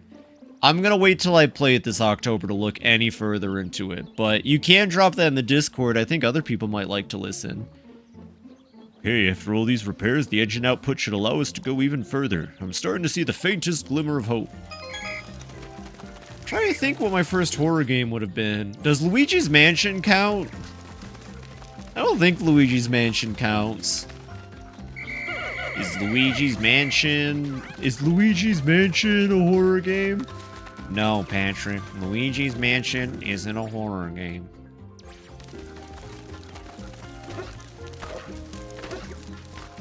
A bunch of pirated PC games. I'm sure one of those would have been scary. Oh, fair enough. Yeah, I just couldn't do horror. I was a big scaredy cat growing up. It took me a very long time to be brave. It took streaming to be brave. But for those that watched Sister Location last year, I hope it was entertaining. Because to be honest, by the end of Sister Location, it wasn't even scary anymore. It was just fucking frustrating. I've heard for a long time that FNAF games, once you boil them down to like the gameplay like that, like at the end of Sister Location, it just becomes kind of tedious more than it does scary. And I kind of felt, actually tedious isn't the right word. It was very, very, very, very difficult in like the best way. Did I not collect all 8 pages? No, I never played Slendy Man, if that's what you're asking. All hail Shadow. Hey, Zerk, you're awake? Well, god dang. I'm very happy to see that. How are you doing today, Zoik? Are you having a good Tuesday? I hope you're having a good Tuesday. Welcome in, welcome in. Ow! What was that for? Jeez, I tell you, these people are bullies. All I'm trying to do is kill a little Boyd. And also, I may have lost, like, a tragic amount of Pikmin today, but, you know. That's why I needed the Bomb Barak. Okay, I understand now. That's why they had me grabbing these all over the map. It's so weird when you just throw the bomb rocks. Nicely done. I don't think Moss has element protection, so I'm just not gonna risk ramming into these. I'm just gonna assume Moss has like the minimum upgrades possible. Try my Staff of Explosion, it's made of metal. Been a slow day. I feel that, I feel that. I had to... Definitely took a little nap at work to help speed it by. I feel that. It's, it was pouring the rain today. Yo! Oh my god, boss battle! B! How you doing today? How you doing? How you doing? What were you playing? What were you playing? For those that don't know, Spoonbox Gaming, also known as B, or at least I refer to her as such, is a fantastic friend of mine. Someone who you should definitely go follow if you're not. Her streams are wonderful. She's a much better gamer than I'll ever be. And she's just incredibly, like, I don't know, honest and nice. You know, just a real genuine gal. Welcome in, Neon White! Yeah! I need to play Neon White. My close friend told me to play it years ago, and now that's 2 people that I trust the opinions of. Welcome in, welcome in. So I called another twist. What was the twist? Well, actually, don't tell me. But, oh, and you're hype? Hell yeah. It's cool when you can call twists. I never call twists, to be honest. When I play games, I'll come up with like 80 theories. None of them will ever be correct. My mind just runs way too hard, I guess. Sometimes I imagine a game that's better than what the game ends up being. That's really sick, though. I'm glad you're hyped for it. Hell yeah. Oh, wait, why did I come back here? There's literally no reason to come back here. Actually, we might be almost done with this map if I can just clear that area. Yeah, that's fair. I just love... I think a lot. I think a lot. I'm constantly in my own head, whether that's good or bad. I'm not going to say it's either, but... I just think about things a lot. It's why when games get announced, I end up going into, like, hyperfixation speculation mode. And I just say shit that's, like, way cooler than what's being promised. I guess I've never grown out of that childlike wonder for games in that sense. That Waddlepuss just grew out of living, though. Been getting harder, though. I ended a mid-session because I had, like, 6 more stages. Well, fair enough. Who knows? You might even have more after that. You never know. You never know, B. Thank you again for the raid. You know, it really means a lot to me that you raid me, honestly. It really does. I'm glad I can be entertainment for you and your fans. Ooh, sorry, I need more water real quick. I've been talking up a storm and not drinking. Friends did that with the next possible Pokemon game. We had such a cool fan theory. What's that? If you want my personal take, I really hope the next mainline game takes place in Pokemon's version of China. We've gotten hints at it now with Master Mustard and the new trio in Scarlet Violet. I would love to see Pokemon China for the next game. I think it'd be cool as heck. I think Chinese mythology, like, okay, you can say what you want about modern China and the Communist Party and all that. I understand. But China as a nation has such a wealth of, like, knowledge and wisdom and culture that's unmatched anywhere else in the world. I think they're the longest surviving civilization, honestly, at this point. Do a lot of yapping about regions we haven't got. That's true too, though, Cleese. That's true too, though.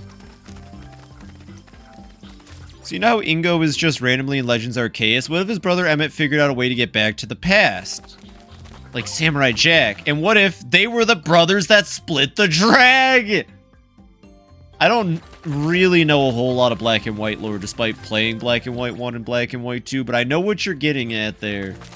And that would be pretty fucking cool, honestly, if they did something like that.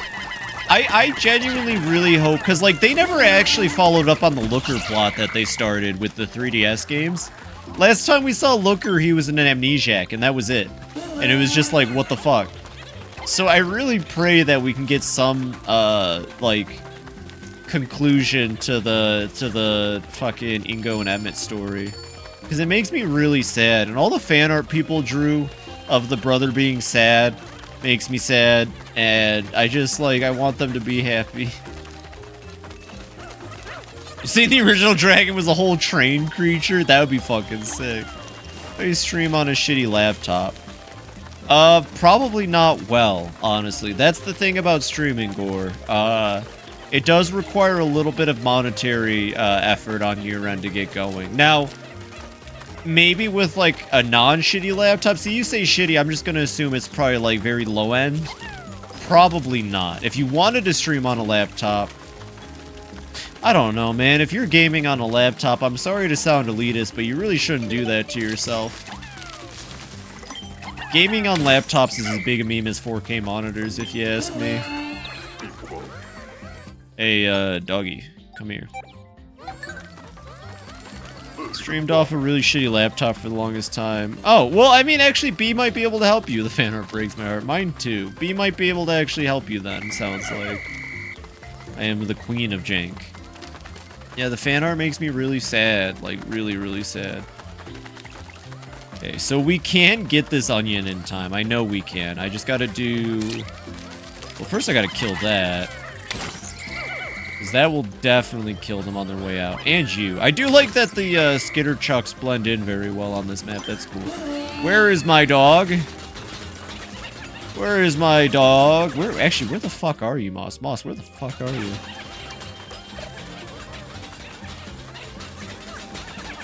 Like, he was the whole quest guy for Ultra Beasts in base Sun and Moon. Oh, yeah. You're talking about Looker, right? No, Sun and Moon does have Looker, you're right. And they still didn't expand upon that. They didn't do anything with it. I saw one where he was doing his half of his brother's poem to understand why he was crying. I mean, it can run PC games better than my old shitty PC that kept burning. Well, that's good.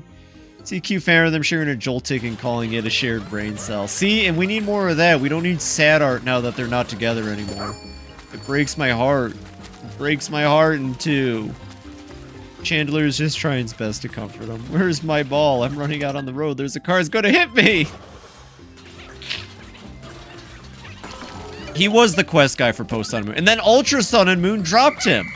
Alright, what the fuck was up with Ultra Sun and Moon dropping him? Like, I know that they're, you know, not the best sequel, remasters, whatever, of Sun and Moon, but, like, that was just so bizarre to me that they dropped the entire Looker post-game with Annabelle, was her name? Purple-haired lady, Frontier Brain. They clearly had something going on with, like, multiversal shit and Looker and the agency, but we'll never know now. We'll never know now. We'll never know where they were going with all that Looker stuff because they... Well, actually, maybe, who knows? Maybe Z through A will pick it back up with the Looker agency. Because if this is post X and Y, then the Looker agency will be in town, and so will What's-Her-Face, who I definitely remember from my X playthrough last year, even though being bored to tears by X and Y's post-game. Pokemon is allergic to lore. Emma is literally on the cover. Is she? I don't even... that's her name, Emma. Is she actually? Wait, one second. Pokemon Z through A cover art. 1 second.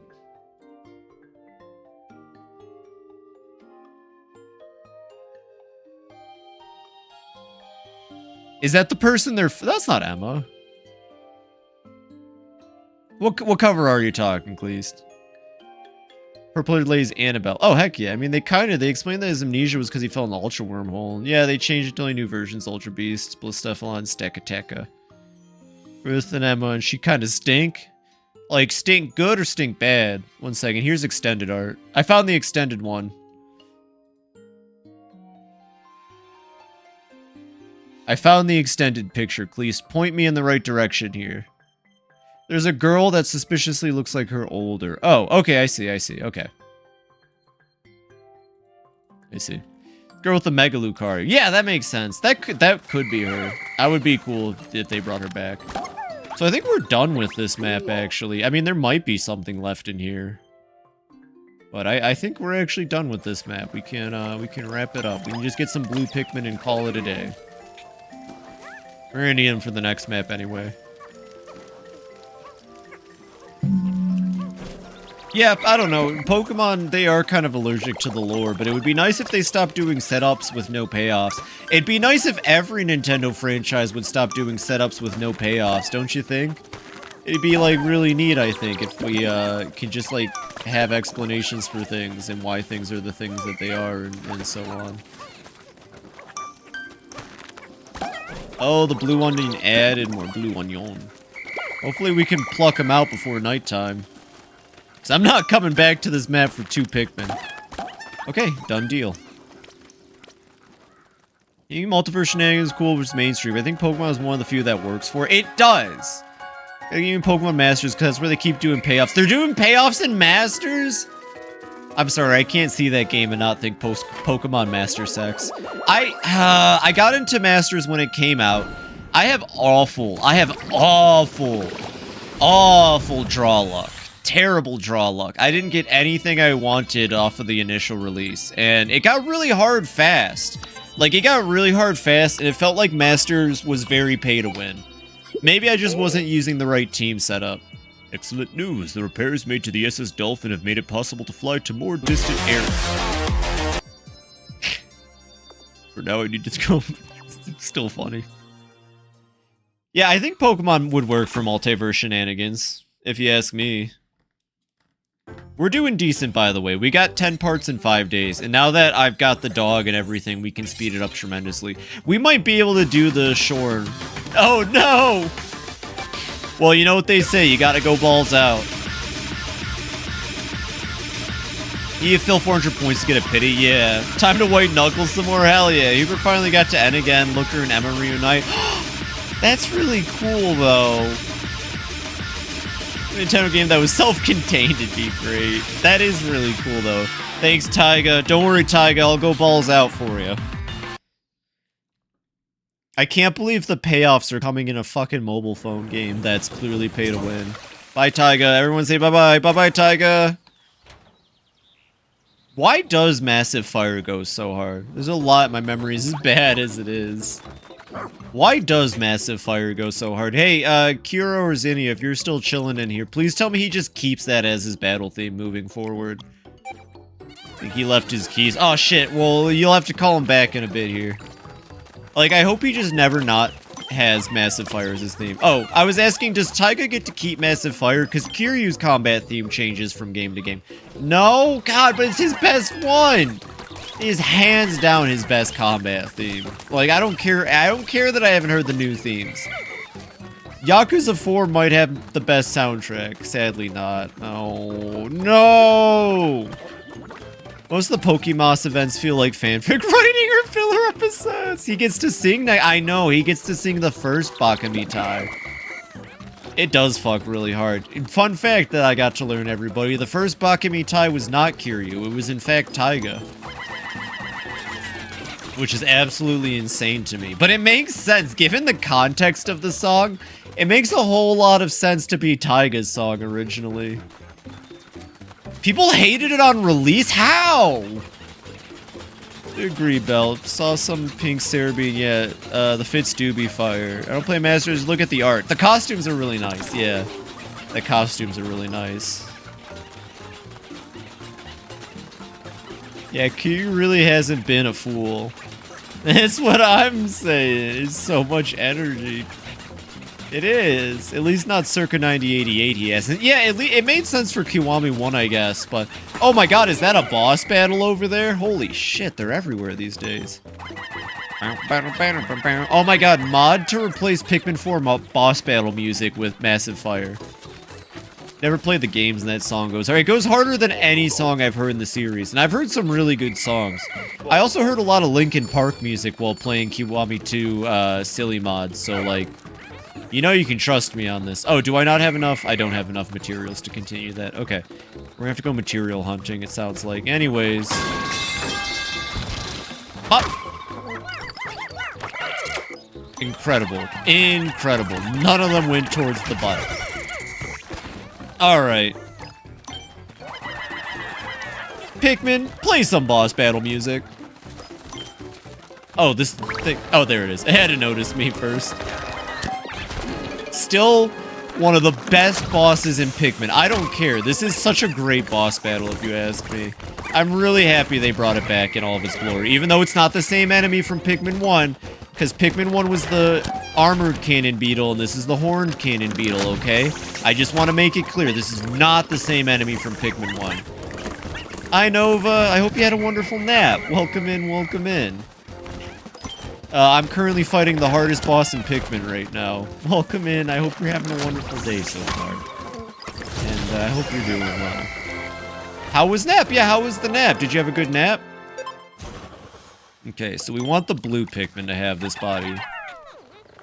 There's no chance in hell the blue Pikmin are getting this body without Moss's help.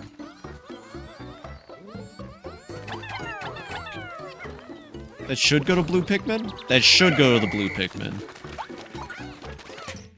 It did! Okay, cool! We have solid army numbers now. We are missing 6 Pikmin. They're currently being sexy over there. Unplanned. Unplanned naps sometimes stink, but my thing about naps is I get really dehydrated when I sleep. I burn hot when I sleep. I don't know what that's about. It's just a fact. So if I take naps, I end up getting, like, hyper dehydrated for some reason. Sounds like my naps, I sleep talk. I've slept talked once. No, actually, twice in my life, and only twice in my life. Apparently, I've screamed no while sleeping. In 2 different scenarios. One, as a kid, on vacation with my family. Apparently, I woke them all up. And then another time, I guess, kind of more recently. I don't know what compels me to scream in my sleep, but thank God it's only happened twice, supposedly. As far as I'm aware.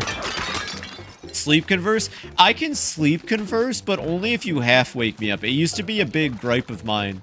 Because I would have to explain to my dad over and over that, like, he would be like, yeah, I woke you up and asked if you wanted to get breakfast with us. Or one time I missed going to see a movie with my family. Because I responded in my sleep no, because I wanted to sleep.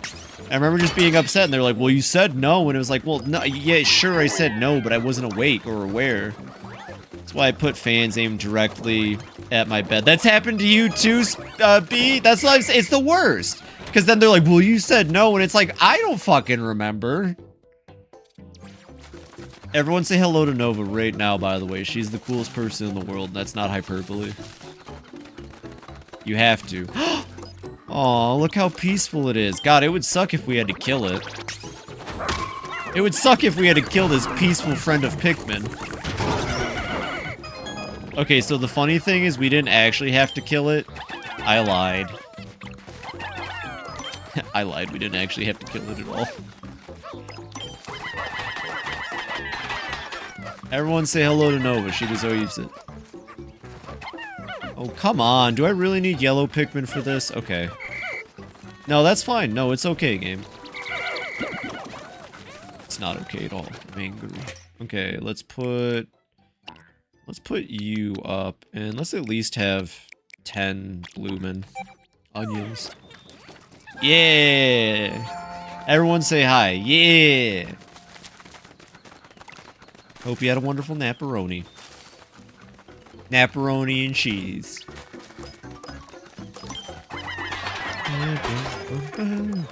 The leitmotifs in this mode of the game make me so happy. Okay. Oh, hello, you!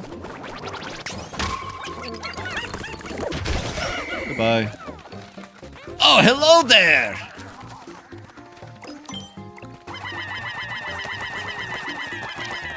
They got it. I almost missed my flight because of my sleep compromise. Oh my god, really? God dang. Oh, 1 second, I fucked up. Oh, berry bush, perfect. We could use that, actually. me just double check. They're gonna take the bush and go over, hopefully. Kill! No, I said kill! There we go. Cool. Yeah, they're working on it. They're getting it taken care of. We're working on it. Kill with rock. I don't have my rocks yet. Olimar mode only gives you the original 3 Pikmin color, unfortunately. Because there's only original Pikmin. What are they? Oh, there's a glint beetle running around, I see. Or, yeah. Kiss with fists. Alright, who wants to kiss my fists? That's Olimar, not Kiryu. I really can't do the Kiryu. I guess I have changed my vocal tracks a lot since I've started doing practicing and stuff, because I can't quite hit the Kiryu as well as I used to. Of course, as we all know, my Kiryu is clearly just an impersonation of Pleasts. As we all know. So it makes sense that I can't hit it. Gestures to Moss. Well, she wasn't in Pikmin 1, to be fair. That's true. That's very true. Hey, it's me, Kazuma Hamu. That's a pretty good Kazuma Hamu, though. Hey, it's me, Kazuma Hamu. I'm gonna kick your ass. Nightcore music starts playing. What is it? Carl Weezer. No, I can't do your Carl Weezer, B. You do the best goddamn Carl Weezer. Oh, I can't do Carl. Olimar. I do pretty good Olimar. Hey, Juno, welcome in, welcome in. I hope you're having a pretty fly Tuesday.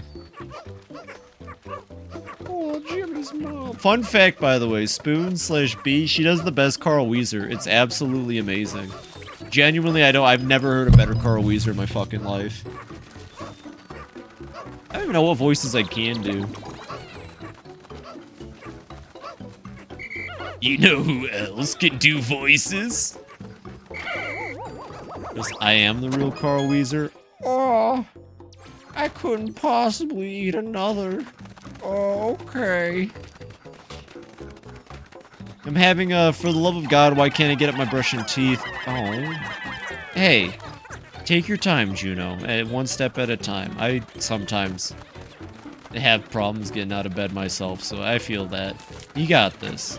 Feel free to watch me. I'll give you the motivation. Look, I've played through all of Olimar mode, and not a single Pikmin has died yet. If I can do that, don't tell her about the dead Pikmin. Don't tell her about the dead fucking Pikmin. Executive dysfunction is a bitch. I see, Beppis. Well, feel free to hang out until you find the energy to give up, Juno. I'm more than happy to have you here. If you have Carl Weezer singing the national anthem, I can't remember where.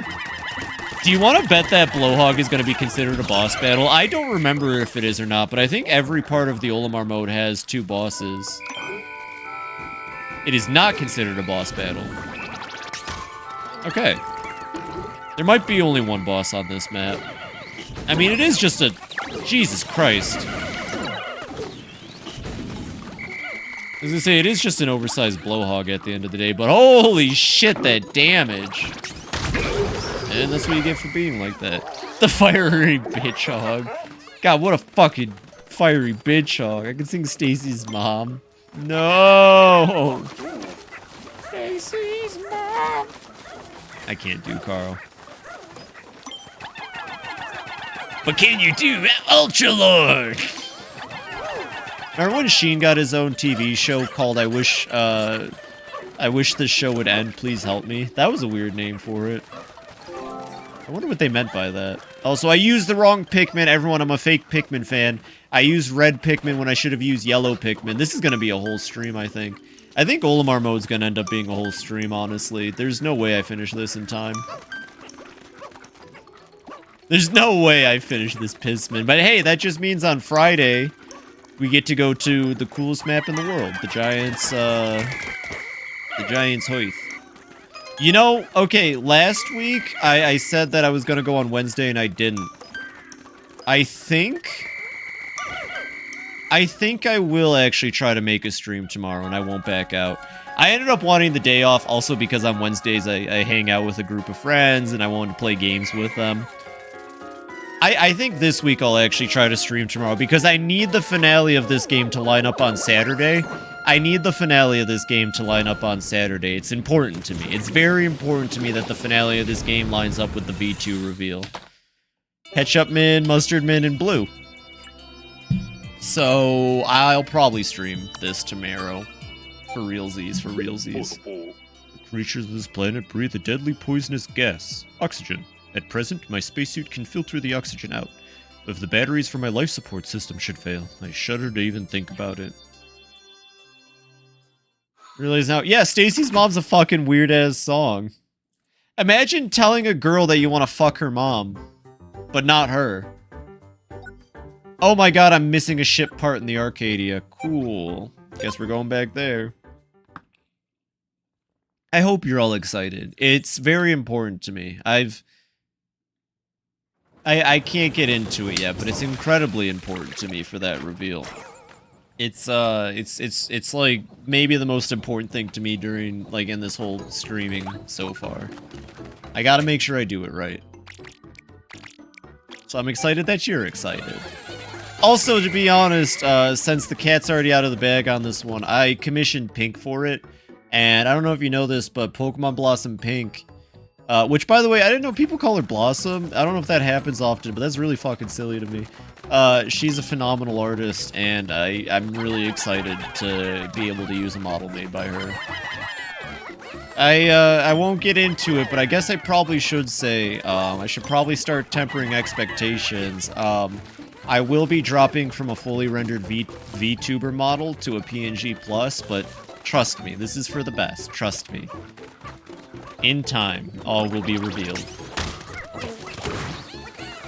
Hey, you on Blaster Master Zero? Gosh dang, everyone wants me to play everything. I'm so flattered that I have so many friends. I'm so flattered that I have so many friends that want me to play the games they're into. I don't think I'll ever have enough time unless I can just start doing this full time.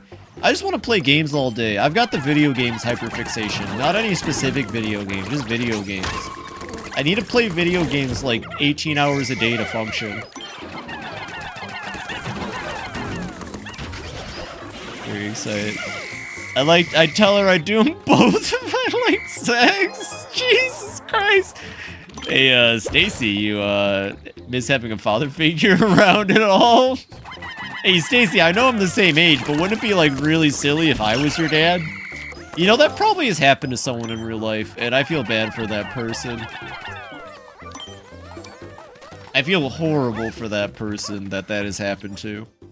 Because, you know, the world is the world. It's happened at least once. Polly, here, read.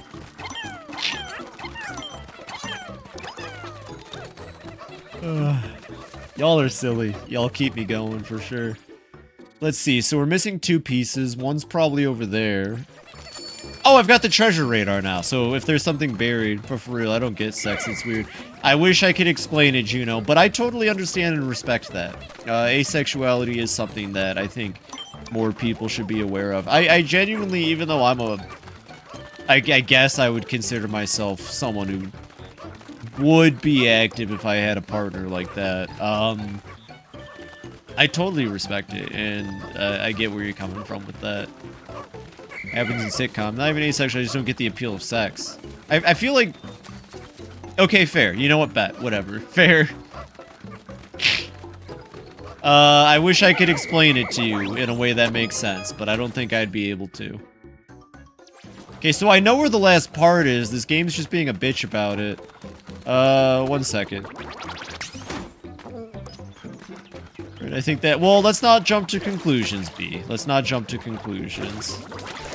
In a relationship, but would love to be in one. I'd like to be in a healthy one, personally.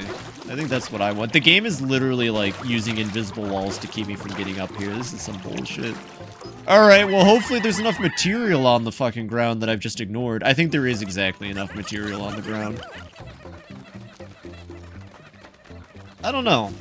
I feel like I'm ready for another relationship sometimes, but I also feel like it's too soon since my previous one, so I don't really know. This guy does not experience sexual attraction towards individuals of any gender. That's true. That is what asexuality is. It isn't a lack of appreciation for sex. It's just a lack of drive for it. What Juno's saying is that she just doesn't get it at all. Which, I don't know. I don't know what to tell you at that point. What's like the stupid shit they'd say in like a TV show or a movie? Have you ever had really good ice cream? I have sexual attraction, but sexual attraction doesn't mean I have sex with them. Yeah, exactly. These things are more complicated. It's not stuff we talk about. And, you know, as people really push for their sexualities, lack of sexuality, I feel like, is getting kind of undermined, you know? It's not something explored as much or championed as much as the opposite. I have a relationship. I just have a Discord sweetheart. Aw, petite. That's cute as fuck, though. That's adorable. I don't even have a Discord sweetheart. I got me, and that's about it. And you know what? I'm okay for myself, I guess, for now. I'm pretty good company. No one talks to myself better than me. Okay, now we have enough to make this bridge. Automobile sexual? Wait, does that mean you want to fuck a...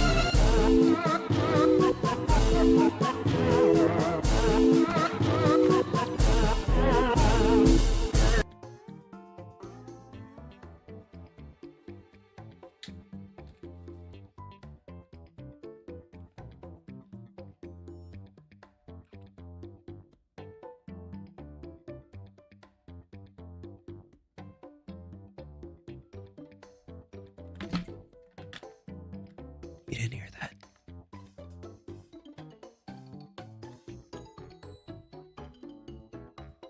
Car? Oh, hey, everybody. Waiting for a person who meshes with me in online dating apps suck. They do. Hello, They do. It's me, a Nigerian prince. I come to ask you to be my Discord kitten. Alright, bet. How much money do you have? I think I've told myself at this point that before I find my next partner, I gotta make sure that they play and appreciate the original mother. I think that's gonna be my one requirement. That and they have to like Pikmin. Those are the two requirements to date me. You have to have played the original mother and liked it. And you have to like Pikmin. Pretty high standards, I know. There's a lot of spectrum with a lot of sexualities that fall under it. I have self-fall inside feeling absolutely no sexual attraction, but there are ace folks who do feel slight attraction or only feel attraction when certain conditions are met. Yeah, and then there's even the farther end of the spectrum with asexual sex repulsion, and those people are like genuinely like, I'm not into it at all, I'm disgusted by it, you know? I feel bad for those people. Sexuality is something that's very flaunted all the time in media and stuff. I feel like there's not a whole lot of sex-repulsed people out there, but it still has to be rough. Just kind of with how things are, I feel like. Can you like Pikmin without, like, playing Pikmin?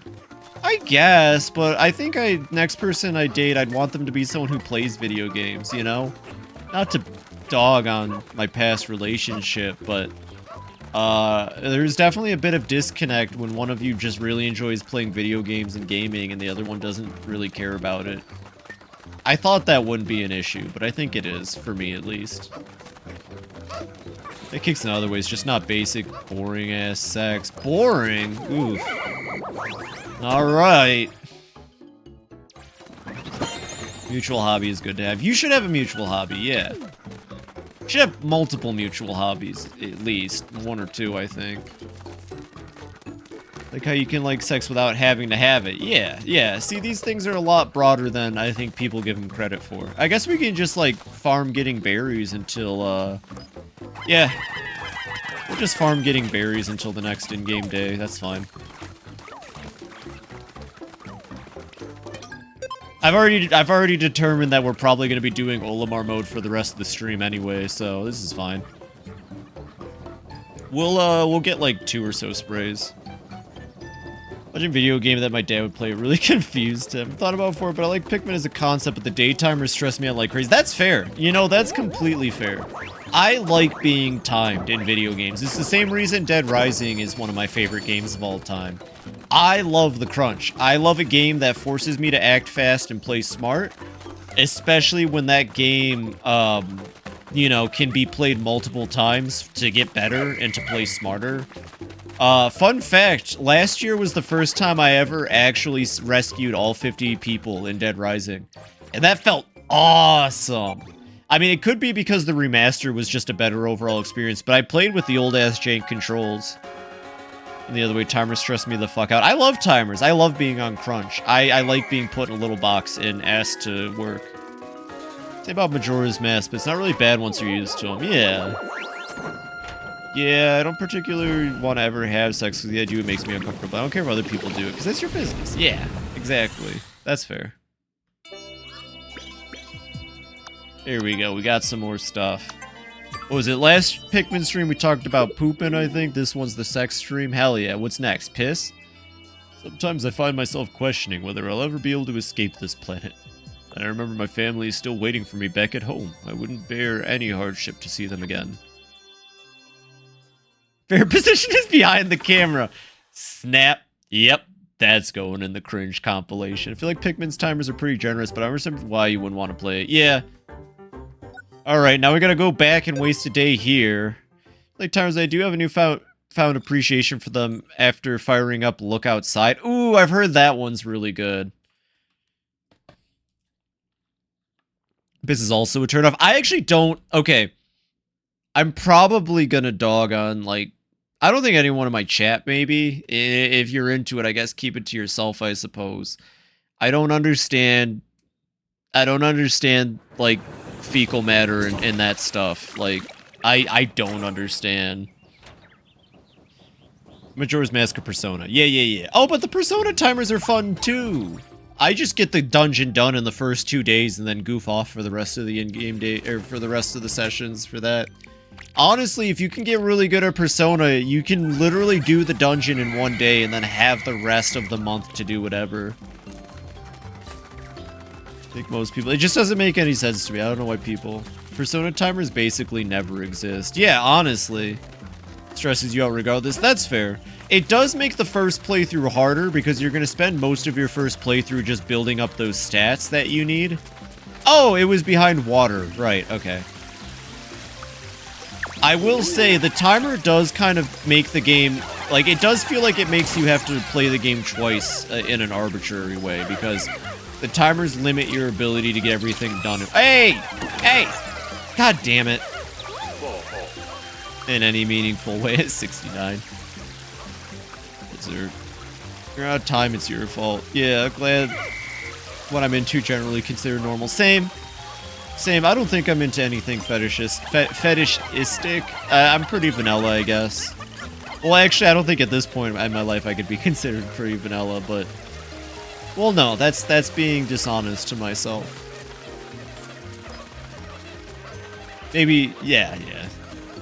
That thing's pretty quickly from games to IRL for some reason. Interesting. No comedy? Hey, you know what? Everyone should wear their freak flags. Unless your freak flag is piss and shit, and then probably don't. I'm gonna be real. That's like the line. That's where we draw the line in the Phoebe Twitch. Wear your freak flag. Your freak flag better not smell like garbage.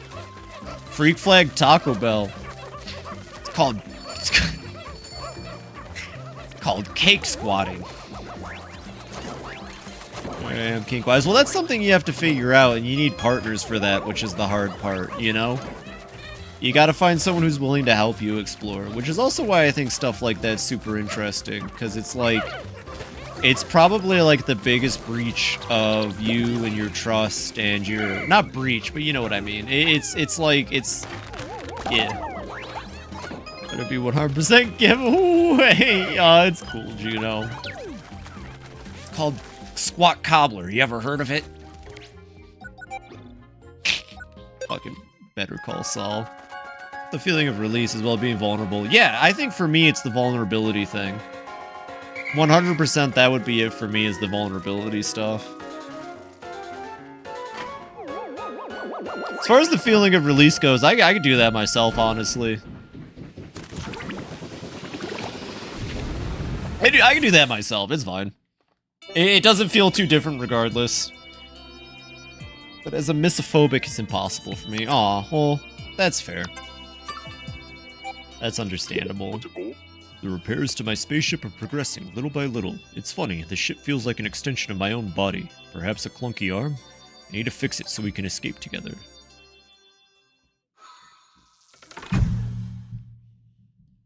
So I have 7 days to do 2 maps. That should be fine, 2 days per map. Now that I've got my Pikmin, I've got Moss. Should be fine. Oh wait, actually we might see the bug-eyed crawmad a little bit earlier than I expected. I think there's a bug-eyed crawmad on this map. The same thing, are we, with the vulnerability thing? Maybe, honestly. I'll tell you what, if what you're asking is what you think what I think you're asking, then yeah, but I haven't had a chance to actually try it yet. Sports, I mean, sex in general is not for me for a lot of reasons, fair. Have you ever seen Buff Pikmin? Is it like Buff Riku? Because if it's like Buff Riku, no, and I need to see that. Happy Pride! I seem to have stumbled across this planet's sea, or one of them. But where are the waves? It's so peaceful. I call this place Serene Shores.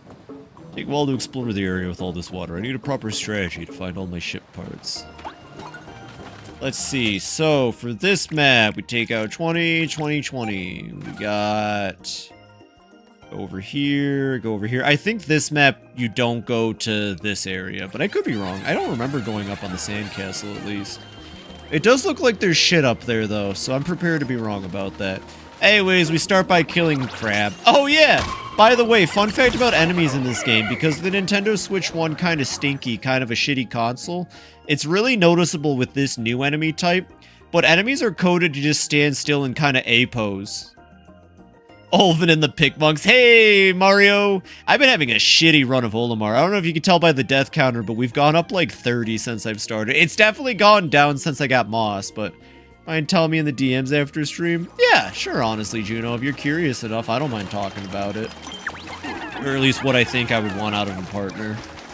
Hey, 69, hell yeah. So yeah, because this is on the Nintendo Switch and the Nintendo Switch kind of stink, if you get far enough away from enemies, they just... Yeah.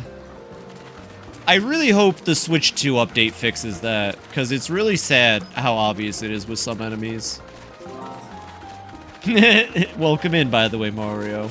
Yo, fun fact about Mario, by the way, I love supporting my friends. Fun fact about Mario, he was grabbed to basically lead a group of like 30 people, I think you said.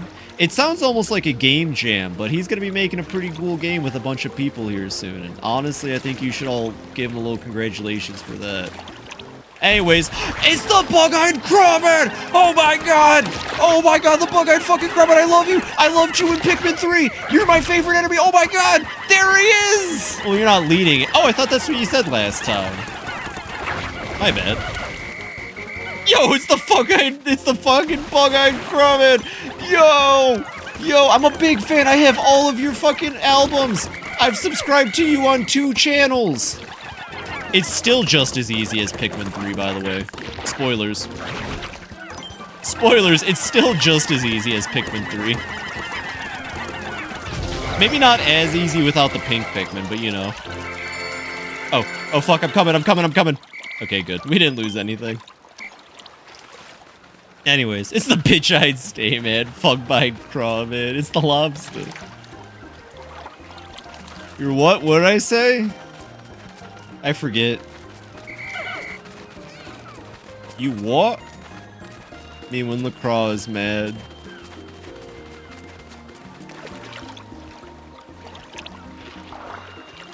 You said I'm coming.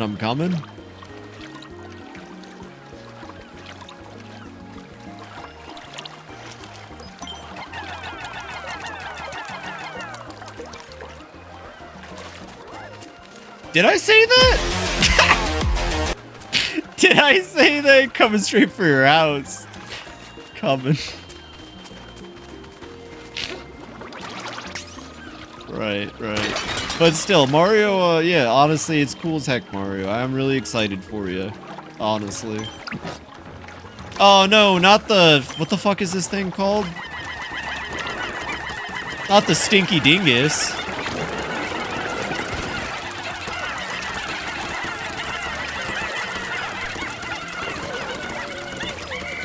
Oh, some of them drowned. Oh, a couple of them drowned. Uh-oh. How many was that? I wasn't paying attention. How many drowned? 1 second. Olimar's face. 4. Okay, that's not bad. Sorry about the 69. There it goes. Crazy if Olimar would have better area music than the main game. It really does, though, honestly. Especially the house level. Oh my god, I really do not care for the dinky-ass music in the house compared to Olimar mode.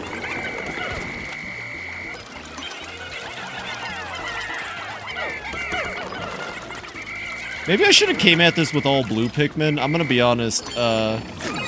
Oh, well, now I have to fight it. Fun fact, this thing takes like 8 years to fucking kill your Pikmin, by the way.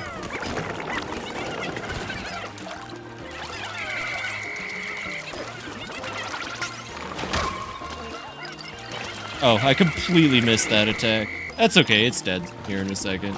This thing's cool as heck. I don't care if it's like one of the weaker, easier enemies of this game.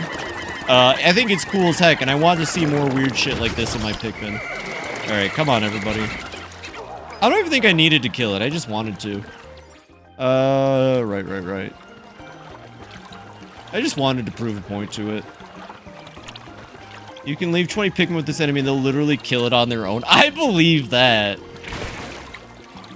Soiled it, no spoilers, my bad. I guess, honestly, we should probably just grab a bunch of blue Pikmin. Because I really see no need to have any other types right now if we're just going to keep progressing over there. I'm also going to have to get off Moss here. Sorry, Moss, I love you, but now's not the time. Oh, berries! Where are the berry bushes on this version of the map? Because those would be useful right now. Spicy spray would make a hell of a difference. Kill! No, what are you doing? Kill! God fucking damn it. Why did they do that? I did not fight the Emperor's Emperor. No, we're gonna do the Giant's Hearth next. Giant's Hearth comes after this map. Or after Olimar mode. I like to get Olimar mode done as soon as possible. Isn't this how you get the Pluckaphone? I know Olimar gives you something for completing it, but I don't remember what it is. Not that I really need the Pluckaphone. There's an Emperor's Emperor on this map? Well, we already killed them. Oh, you're right! Oh my god, at the top. Right, at the top of the castle. That's just a normal one, isn't it? That's not a sovereign, is it? On the sandcastle. Yeah. That's not a sovereign, is it? I thought it was just a normal one. It's a sovereign? Oh, shit. Kind of early. Should have been the next map, I feel like. Oh yeah, Moss, I need you to go the fuck away, honestly. Moss, you're just gonna make being underwater a nightmare.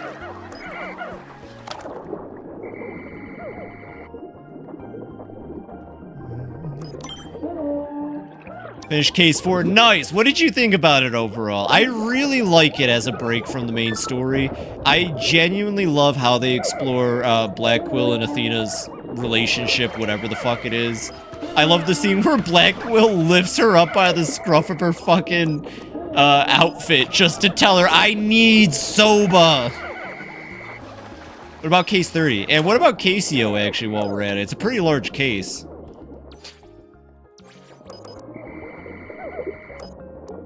That moment was so good. It is! It's one of my favorite moments. I also just love Black Quill's whole reason for making Athena take the case.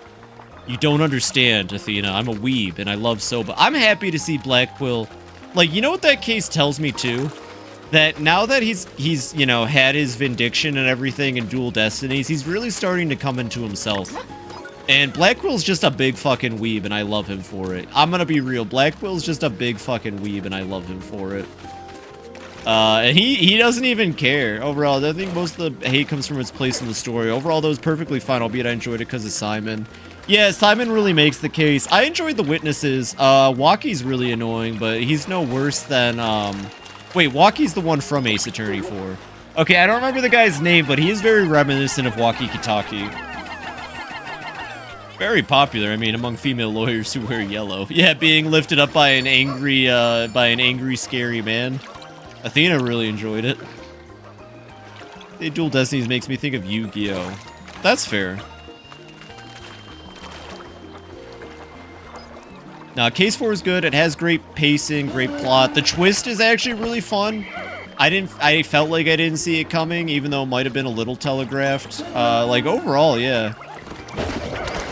Fantastic case, fantastic plot, fantastic characters. I loved it overall, honestly. Thank God the Soba Shop got to stay around. There's so much hate, especially because it's really short, you know? Look at Moss just vibing. Okay, so I guess we can deal with the Sovereign tomorrow. I completely didn't fish. Fish. Oh, I gotta kill this real quick. Uh-oh. Hey, pop out. Yeah.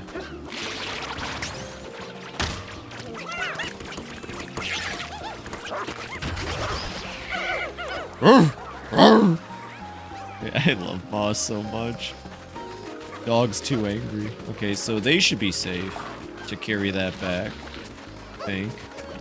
They got that. I mean, we got, I think, more than one part today, so it's not terrible. We can definitely squeeze in another part or two. Like, for a filler case, it could have been much, much worse. I want them to do that. I want the fourth case to be a filler moving on. I think that's the best way to do it. Although, okay, here's my thing. I think Ace Attorney 3 uses the fourth case really well as a way to explain basically everything leading up to Turnabout Bridge or whatever the fuck it's called. But I really don't care for the fourth case in Dual Destinies. I might have said Spirit of Justice earlier, but I meant Dual Destinies. I don't know. I don't really care for the fourth case in Dual Destinies. It was just kind of bloated. And I really could not care less for Apollo's edgy arc at all, to be honest. Apollo's extremely edgy arc is very bizarre in Dual Destinies.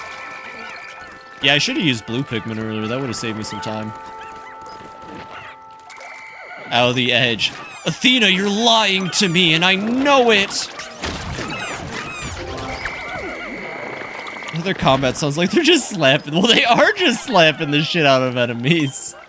That's the best part about Pikmin. That's what they do. They beat the they literally beat your problems to death for you. Athena! Athena, I gotta close my eye. Athena, I'm perceiving so hard right now, Athena. Weren't you invested in Apollo's best friend who we never got to meet and sprung up out of nowhere? So I don't know if you know the meme, but there's a meme about how Apollo gets a new backstory every game. And it's so fucking true. It's not even a meme, it's just the truth. Like how his new backstory, I don't actually know how much you've gotten into it, but I think they've already started like laying the seeds for his new backstory in Spirit of Justice. Imagine getting bitch slapped by a Pikmin. It probably hurt, like a lot. Anyways, I think that was a solid day. That was honestly not a bad day here. Yeah, okay, they've already started laying the seeds. Ooh, I cried. I cried during the final case of Spirit of Justice. I'm not saying you will, because I think you're not emotional like I am, but God, they do a lot better with Apollo and Spirit of Justice. Like, what if it was 2 billion Pikmin? I'd be dead. I'd be dead. And I would be dead with 2 billion Pikmin. Wish I was emotional. I'm incredibly emotional. I don't know if that's a good or a bad thing sometimes. I'm incredibly emotional. Versus 1 million lions. 2 billion Pikmin versus 1 million lions, the Pikmin win. The Pikmin win hands down. Those lions are fucking dead. After the Pikmin kill like at least a quarter of those lions, they're fucked. Oh, my bad. I got a moss upgrade. Thank you, game. How do emotions work? Like, how do I get them? I don't know. You just have to feel very strongly about things. Perhaps the collision with that meteor that led to my shipwreck was my fault. Could I have been more cautious? Yeah. Yo, Ski Man! I'm doing great, Skis. How are you doing today? How's Liza P going? When the SS Dolphin crashed onto this planet, I felt another force. A force aside from gravity was at work. And they're not gonna elaborate. Do you see all of the fucking lore and hints they drop in this game? We'll never know. We'll never know. They're not gonna tell us in Pikmin 5. They're not gonna tell us shit in Pikmin 5. Good Skis, Liza P is the best Souls-like DLC of all time. I'm super excited to get into Lies of P. I told myself I'd pick up Lies of P after I've caught up with FromSoft proper. So that means just Dark Souls 2 and 3, I think, at this point. Because ain't no way I'm gonna get Bloodborne on my Sony console. I'm going to stubbornly wait for Sony to stop being bitches and release Bloodborne on anything else. They're gonna forget. Did I already forget? Who are we talking about? Nice spoon. Yo, is that a fucking spoon for spoon? That's epic. Okay, let's grab 70 of these little terrorists. Fun fact, Pikmin, if they existed in our world, would be classified as terrorists. So wait, has this mode been doing for 2.5 hours? Yeah, I'm bad at Olimar mode. I know for you and probably for Gib, this is really easy. I don't play fast in Olimar mode. I'm not good at it. I lost a lot of Pikmin earlier. I'm sure you could probably speedrun the heck out of this, but unlike Pikmin 1, I just haven't bothered to learn this. I feel like if I learned this like I learned Pikmin 1, it could go faster. You know what I mean? Wondering if I didn't miss anything else. No, you're good. I've just been playing Olimar mode. Sorry, I guess that was kind of hostile of me to assume you were judging. You're just so good at Pikmin compared to me. I always feel a little lesser. You're better than I would be doing. Aw. Well, I'll tell you what, I'll take back the self-deprecation. But no, seriously, you could probably do this mode a lot quicker if you knew what you were doing, like with Pikmin 1. I just have not bothered to learn these map layouts at all, clearly. The only thing I remembered was the bug-eyed Crawmad. Hilariously, the only fucking thing I've remembered so far was the bug-eyed Crawmad, so... Should check on how that Bloodborne PC port is doing. Please do. My record for this is 6 days. Yeah, see, but you are genuinely really good at Pikmin. And I hope maybe in like a couple Pikmonths I'll have played these enough and I'll be good enough at streaming these while playing them to have like the most impressive Pikmonth of my life. Before I stop streaming in 20 years, we're gonna have a Pikmonth with 0 deaths. That's my promise to all of you. Before I give up streaming in like 20 years, we're gonna have a Pikmonth with no deaths. That's the plan. All of them. Anyone can get any good at anything. That's true. Anyways, you ready to watch me lose a bunch of Pikmin to the Master Wally Hop? It's gonna happen. Just kidding. Bitch. Alright, well that was a lot easier than I thought. Just a god of Pikmin. I don't think you can compare yourself to him. Frog! Aw. It's a dead frog now, unfortunately. Hey! Bitter spray! I can use that for the Emperor. You know, I guess I probably don't need blue Pikmin for the Sandcastle, so we'll probably switch to red Pikmin. Fun fact, in what's Kamen that? Rider Kuga, the protagonist's first on-screen appearance is talking about what kind of bloke he thinks is cool. The subtitles, however, translated man is person, /:// anyway the second male lead is waking up in his arms by episode 2. Oh, hell yeah. One day I'll get into Kamen Rider. It does sound really cool, and I've always wanted to get into, like, I don't know if Sentai is the term. I know Power Rangers was like Super Sentai or something like that originally. I'd like to get into more stuff like that. Heck, I'd even like to try to get into American Power Rangers again at some point. Because I remember Power Rangers Ninja Squad or whatever just being cool as heck. They had a hamster. You know the final Ochi upgrade? Are you talking about the one where Olimar teaches Ochi to swallow like his dog? Or something else? Are you talking about the one where Olimar teaches Ochi how to swallow? Okay. No, what is the final Ochi upgrade? Is it the speed boost? Oh, right, the infinite dash. Don't you get that at the end of the game, though? Yeah, the infinite dash. See, the reason I don't really know it too well is because I usually stop the game after I've beaten it. Yes, but, what's up? God, that was fucking epic. Sentai is Kamen Rider's sister franchise. They are together on Sunday mornings. Sometimes have. Crossovers, I see. So close to rain about Nia on Hyperfixation channel.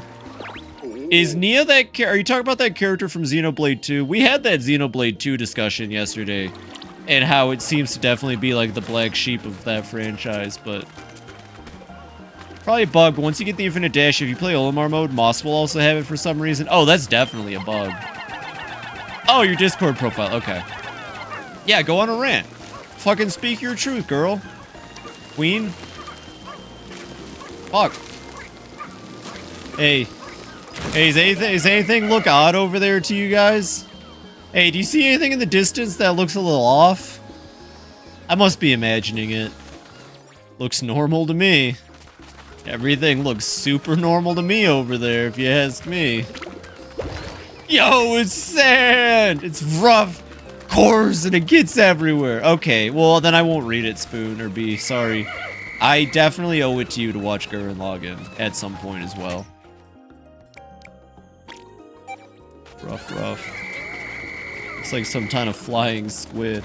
Well, I don't know what it is, but I don't like how it's just kind of asserting its dominance over there. Look at all these dead-ass squids.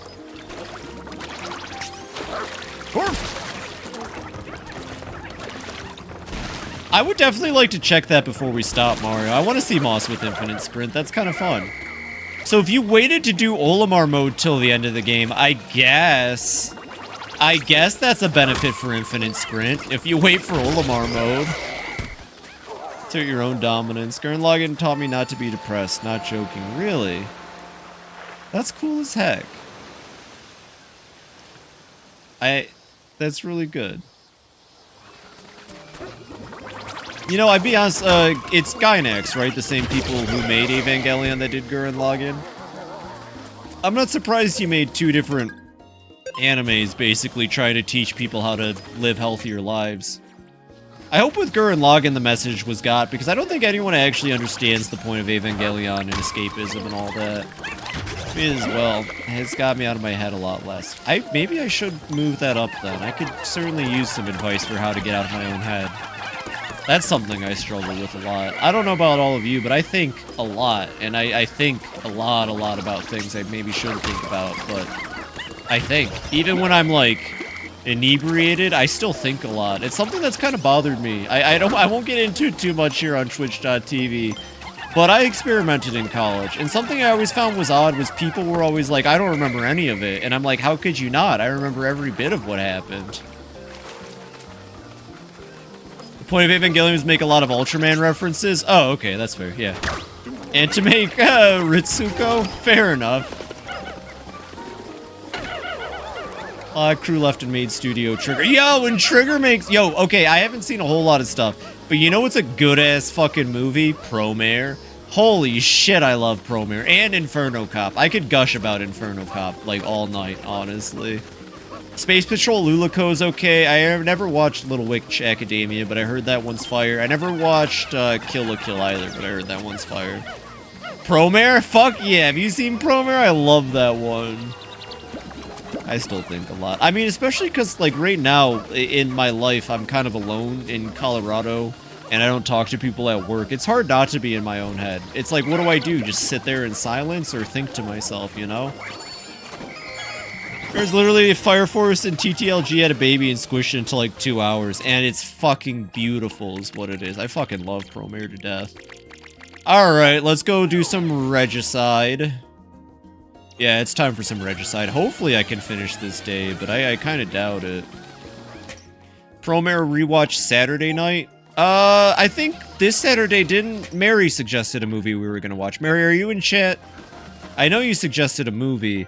We're gonna watch that.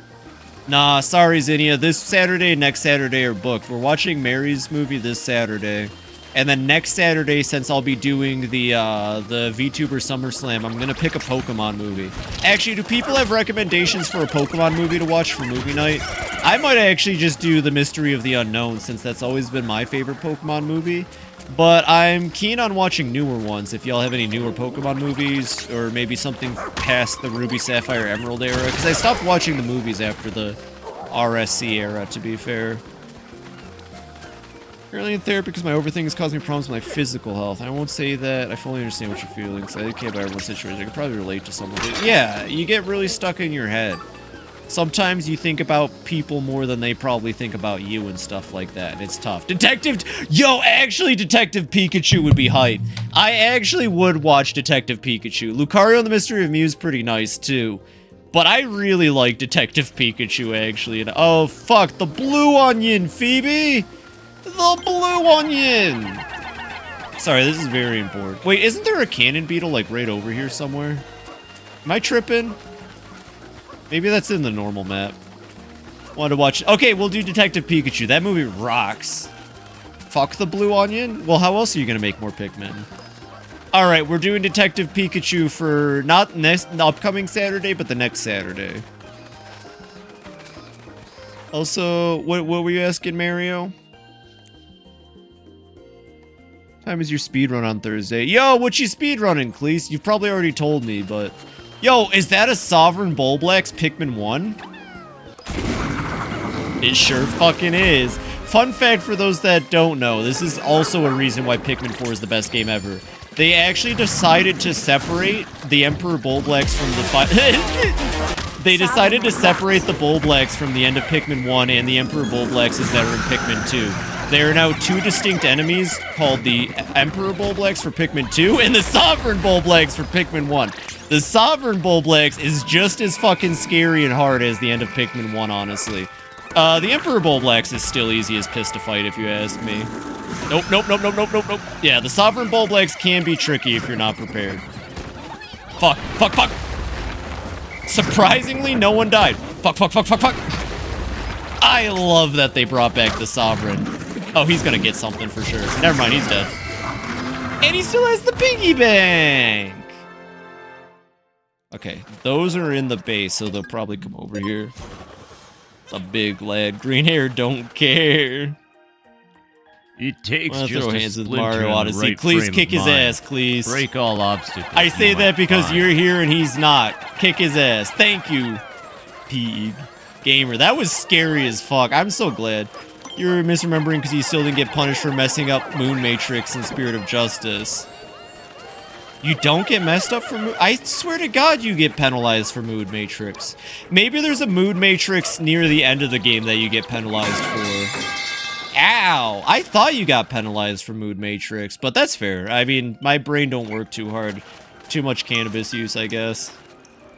I want to speedrun a game with someone one day. One day, Mario. Actually, we joked about playing Pikmin 2 multiplayer mod. Maybe we could set up a stream one day where we play the Pikmin multiplayer mod and we go for speedrun. I mean, with you in there, it'd be easy as heck. You'd be able to tell us what to do, and I'm more than happy being a subordinate. What's scary? Hee-ho. Hee-ho! Balls. Ba Balls, ba balls. Balls. The world's around. Balls. Oh yeah, B, you can join too. We would need a fourth captain, I think, at that point. Mario. Look at that. We're doing great. When things go wrong, I must remember that means I'll do it much better the next time, or at least I hope I will. I think we might be able to get to Dandori Dan's garden still. Like balls. Alright, yeah, we'll wrap up the Serene Shores and move on to the next map. Pikmin 2 multiplayer. Yeah, that'd be fun. I can't say we'd go for Deathless because I'm in there. September 17th, Pikmin 2. Alright, fine. September 17th, hold me to that. I really hope I'm not playing a Like a Dragon game during that time. But you're allowed to hold me to that. I'm okay with that. I would probably just need, like, this and this for the rest of the map. You can't hurt me with the penis use. I'll pick up many condoms and I'll use them. What the fuck? I'm being kidnapped. You are being kidnapped. Do not resist arrest. Like, odds are I'll probably be playing something, but you know what, Mario? You set a time and date, so, like, I can't say no now. Yeah, you're under arrest. You're going to gay baby jail, B. We've told you time and time again, your destiny is gay baby jail, and you're trying to resist, and it's not cool. With this, I can withdraw more Pikmin. I would not be okay with that personally, B. I don't know about you. Actually, 17th is a Wednesday, so 16th instead or something. Oh, good point, good point. Yeah, you said September? What about the 21st night of September? Would that work for you? If only you could remember. I don't have enough... fucking materials. Oh, they're like right there, Phoebe. Come on. I definitely, may have.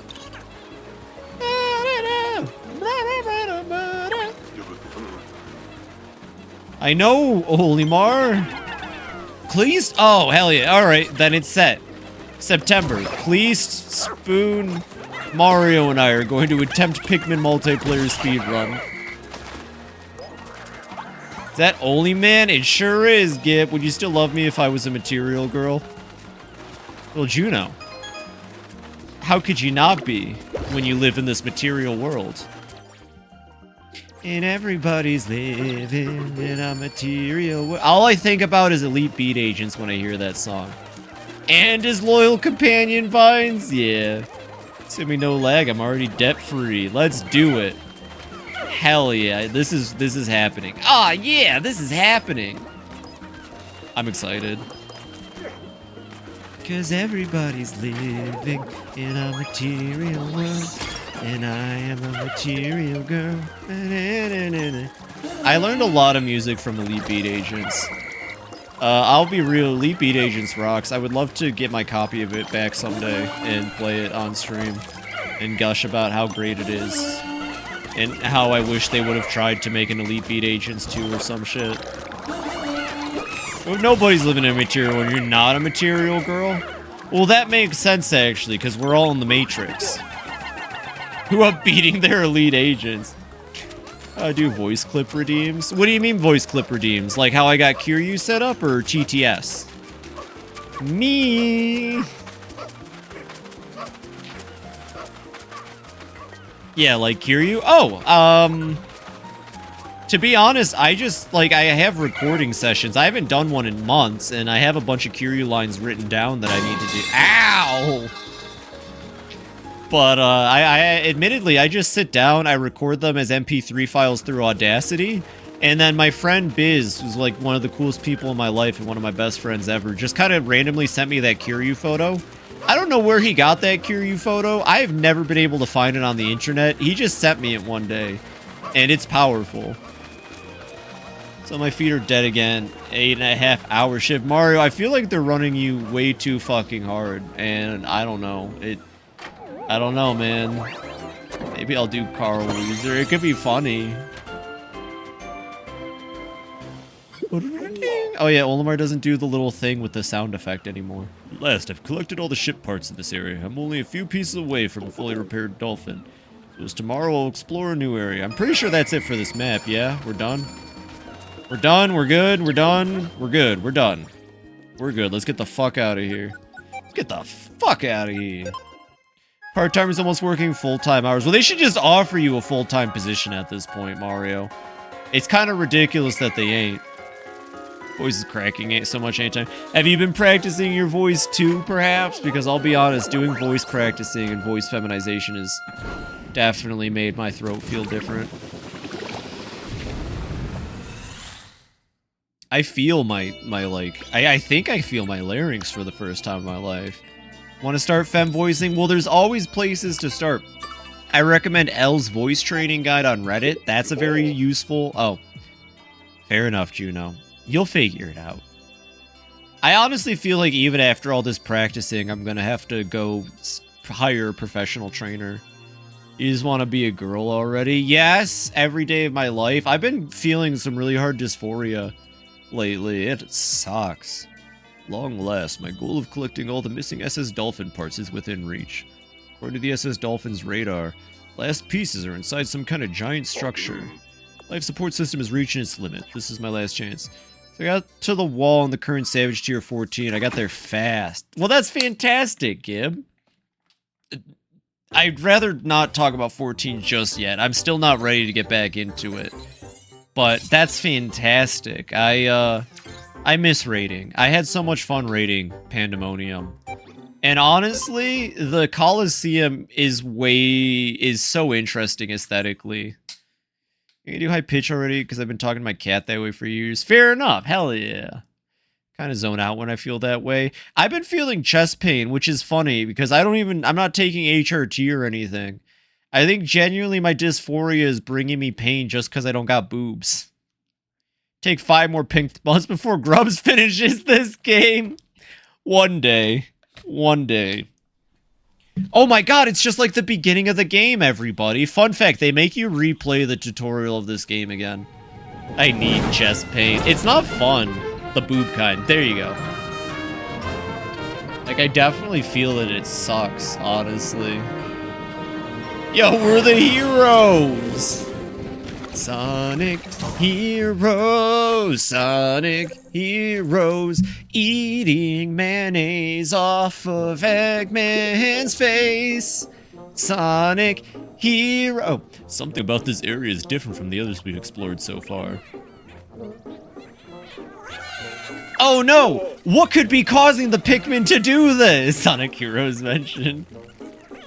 Oh no, everybody! Oh god, the Pikmin, they're going nuts! What crazy story element is gonna be responsible for this?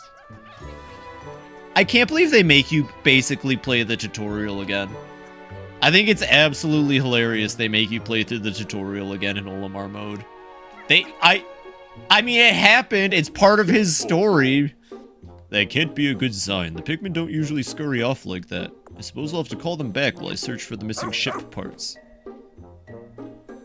And I don't have the, like, come home whistle or anything, right? They expect me to do it the same fucking way you do it the first time. Oh, no. There we go. No, of course that doesn't fucking work. Of course that doesn't fucking work. I thought I'd try. I've never tried that before. So you have Pikmin toys and plushies like IRL. I have a yellow Pikmin plushie. I would love to get more Pikmin plushies, but I don't. I also got the nerd store near me. This nerd store near me gets import Japanese like gacha stuff all the time. There was a Pikmin set that came out. It was like little Pikmin terrariums. The what home whistle? And I got a little terrarium for water Pikmin, which is actually kind of funny because it was the one that I didn't want out of all the options. But it's the one I got, so I still love it. But it's 2 water Pikmin and some water and then a red Pikmin floating down on a lily pad. Honestly, the terrariums feel very based off Pikmin 3 more than they do Pikmin 4. Which I'm okay with. I really like them. I wish the nerd store would have ever had the wind-up toys. I need all 6 Pikmin enemy wind-up toys. Also, the fact that they didn't make a Gildamander Wii wind-up toy is absolutely fucking bonkers. At least there's one for the Downy Snagrit, and it has a fluffy face. One day when I have money, I'm gonna buy all the merch in the world, and I'm gonna feel super satisfied and happy, and I'm gonna be happy. A nerd store nears me. Taking that for an RPG encounter dialogue? Hell yeah. That's fine. Yeah, I got a little yellow Pikmin plush. My goal in life is to get 100 Pikmin plushes. Like, exactly 100, you know, because the Pikmin limit is 100. That's one of my goals in life, is to have 100 Pikmin plushes. And then, you know, when more Pikmin plushes and types come out, it'll expand it anyways. Fun fact, the timer is still going. Is it actually? Can you... Wait. What happens if you don't even... Look at that sexy yellow Pikmin. What happens if you don't, do anything? Oh, you know what I bet happens, Mario? I bet the timer hits the end, but it won't actually start the 10-second countdown till you kill the Porkwillon. That's gonna be my bet, is that it will probably act like the timer isn't moving, and then the second you kill the Porkwillon, it's gonna be like 10, 9. Yeah, I know you have plenty, Olimar, but we need exactly 100, you dumb bitch. I'm so sorry, Olimar, I didn't mean that. Also, wouldn't it be crazy if, like, the thing causing the Pikmin problems were over here, but the game won't let us see it yet, and it makes no sense that we can't... I'm sorry, it's really silly what's causing the Pikmin to be like this, and I don't know why they decided at the beginning of the game to act like it was this big deal. Or like this super huge mystery as to what's causing the Pikmin to freak out. It's so fucking funny. I want to make something in GB Studio this summer. What's GB Studio? I don't think I've heard of that. I may have, but the abbreviation's lost on me, I suppose. What's causing the Pikmin issue again? Oh, we're literally gonna see in like a minute here. Don't worry about it. Once I gather all my Pikmin... Is it... Now, okay, here's the next question. No, it's 100, even though I don't have the Flarlick yet. Interesting. Even though my limit, I'm pretty sure, is 80 Pikmin right now. Okay. Oh, that's fine, though. No, that's fine though. Okay, where are the remaining 10? Probably the stairwell is gonna be my guess. Probably the stairwell is gonna be my guess. Oh, hello.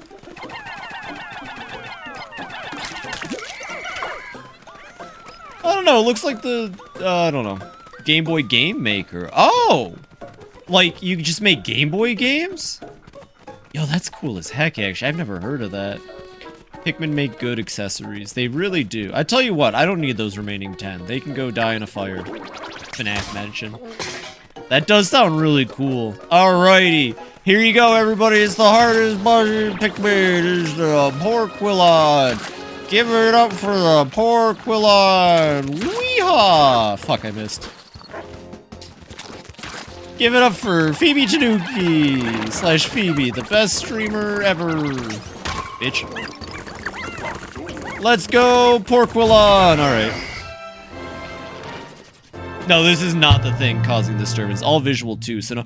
Yo, that's what's up. Visual scripting is fun. It's like connecting puzzle pieces. You might make a Zelda-like. Yo, if you make a game, Juno, you have to share it. Legally, you have to share it with me. Reminds me of what some people at my uni did last year. They made an actual NES game that runs on actual NES. They use the actual Super Scope. That's so cool! You mean the light gun or the Super Scope? It's the Frenula monster! Oh my god, can you believe it? That was causing the disturbance? What a cutie. The NZAP. Oh, when did that creature show up? Could it be the reason why the Pikmin and the Onion are acting so weird? Yeah, it's clearly it was Claude's sire. Baby! Baby, baby, baby. I'm glad you understand, Belle. Gildamandwees and Gildamanders are baby. Baby, baby, baby, baby. Baby, baby, baby, baby. Yeah, I know they're unable to transport that. We gotta kill it. What's that creature doing to them? Vibing? Boss battle to boss battle back to back is pretty fucking cool though for Olimar mode too. I gotta admit, I don't even think you fight bosses this back to back in the main game until the final cave. This is very Pikmin 2-esque. Having to fight a boss right after a boss. I'm gonna be real here. Baby, baby, baby, baby. Baby, baby, baby. Baby, baby, baby, baby. Baby, baby, baby. Baby, baby, baby, baby. Baby, baby, baby, baby.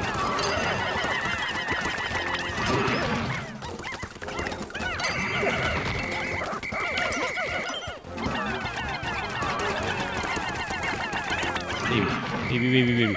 Baby, baby, baby.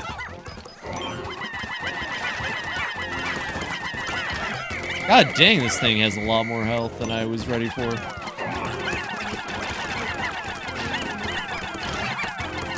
I'm just gonna keep throwing him on its back. It's so cute, though. I love this thing to death.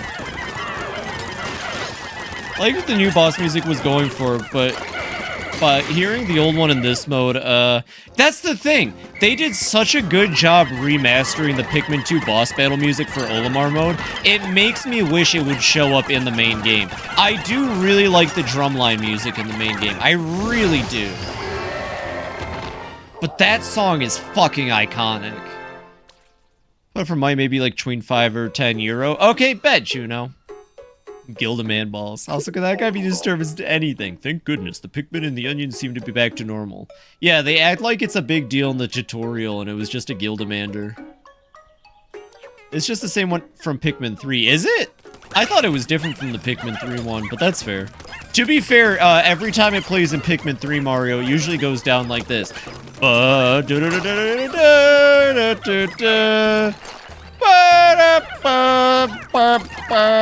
you know that's true because you saw me play Pikmin 3 this year, and you saw the bug-eyed mod, or you saw the bug-eyed, fuck, I'm forgetting its name all of a sudden. The bug-eyed crawdad, the fuck. Or they make it sound like the Yumi Bozu was appearing at the end of the tutorial, or like a human. That's what I'm saying. They make it sound like there was something bigger happening in the tutorial, and it's just a fucking Gildamander. Not that I'm upset. I love my Gildamander, but yeah. At least in this game, because of enemy health limits and stuff, you hear more of the boss battle theme. I genuinely don't think I ever listened to it long enough in 3 to recognize it was the same one, so that's really silly. How could you slander the buggy-eyed crawdaddy? I'm sorry. The bug-eyed crawmad is the best enemy in Pikmin. and it's super cool, and it shoots lasers out of its eye, and it can beat up my dad. Well, I mean, like anything can. It doesn't really take a lot. Jesus Christ, never mind. Buggy Craw Daddy. Now, wouldn't it be crazy if they put, like, I don't know. Wouldn't it be absolutely insane if they put, like, I don't know, just like spitting it here. Famous Pikmin 2 boss battle, man-at legs in this map. That'd be insane. The Bug-Eyed Crawmad better be in everything. Listen, the Bug-Eyed Crawmad killed my family.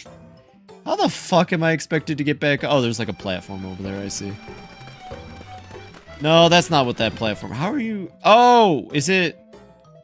Oh my god, I'm actually having a moment here. How the fuck are you expected to get back up top? Is it up here? I bet it's up. Oh my god, I'm having a moment. Jesus Christ. Wait, but the ship is there. Why are they going that way? Oh, whatever. That'd be crazy. Hole? Oh, there's a hole. Okay, we gotta find a hole somewhere. Thanks, Mario. Hole. The Bug-Eyed Crawmad's the best. Where is this hole? Actually, wait. I feel like I could... Where is this hole?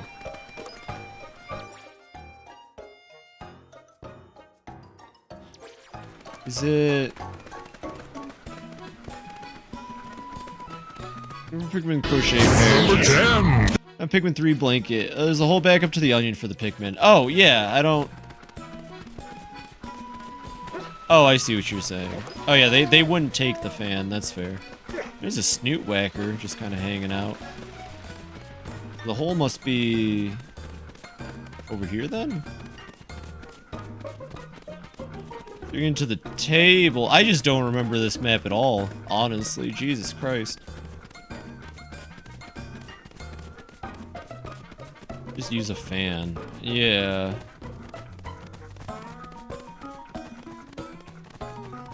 Why is that rope there? Oh,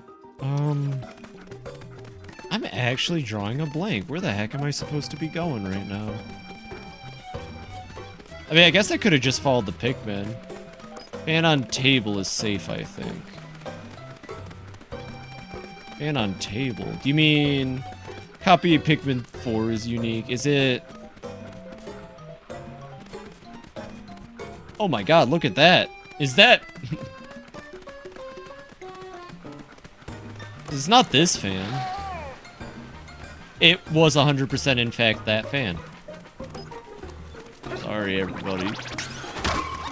It's getting late. Okay, that's my excuse. Anyways, the good news is that the good news. I swear to God, I took it a second ago and it did not jump me up here, but I could be misremembering. I swear to God, I took that earlier and it only jumped me up to the halfway point. Look at these Pikmin struggle to carry, by the way. Okay, so right, they're going for that hole, I'm guessing, but. There's really no point because all of the remaining ship parts are basically over here on this side of the map anyway. So I'm gonna do this. Beep, beep, beep, beep, beep, beep. Well, thank you, B. Beep, beep, beep, beep. Very nice. Thank you very much. Thank you very much, Pikmin. Oh, never mind. They got it. Okay. Oh gosh, I hope we don't have to fight a snoot whacker. I hate that. I would hate if a snoot whacker were up here whacking its snoot. God, could you imagine just whacking its snoot? I'm too fucking... I'm not waiting for that shit. Oh, no, there is a snoot whacker! Wait, actually, how do you fight this without Ochi? 1 second. Can you fight it without Ochi? Do I care enough to learn how to fight it without Ochi, honestly? The answer to that question is no. I don't care to learn how to fight it without Ochi. I'm just gonna do this. Bomb. Oh. Okay, yeah, I'm good. Or Moss, my bad. This is Moss mode. Alright. Later, loser. I think they should have focused more on verticality. Happy Pride. I'm Pikmin 4ing it. I think they should have focused more on verticality in this game. It would have been cool, because I don't feel like the final map really focuses on verticality at all. And the Giant's Hearth does a little bit. Okay, we can probably finish Olimar mode in the next in-game day. To be honest, there's not a whole lot left to really do, and we're pretty much done. So, yeah, almost done. What if? Oh, they could have done a tree trunk. Okay, imagine if they took the concept of the hollowed-out, termite-infested tree trunk from Pikmonth 3 and turned it into... If airplanes in the night sky are like shooting stars. Well, I could really use a wish right now.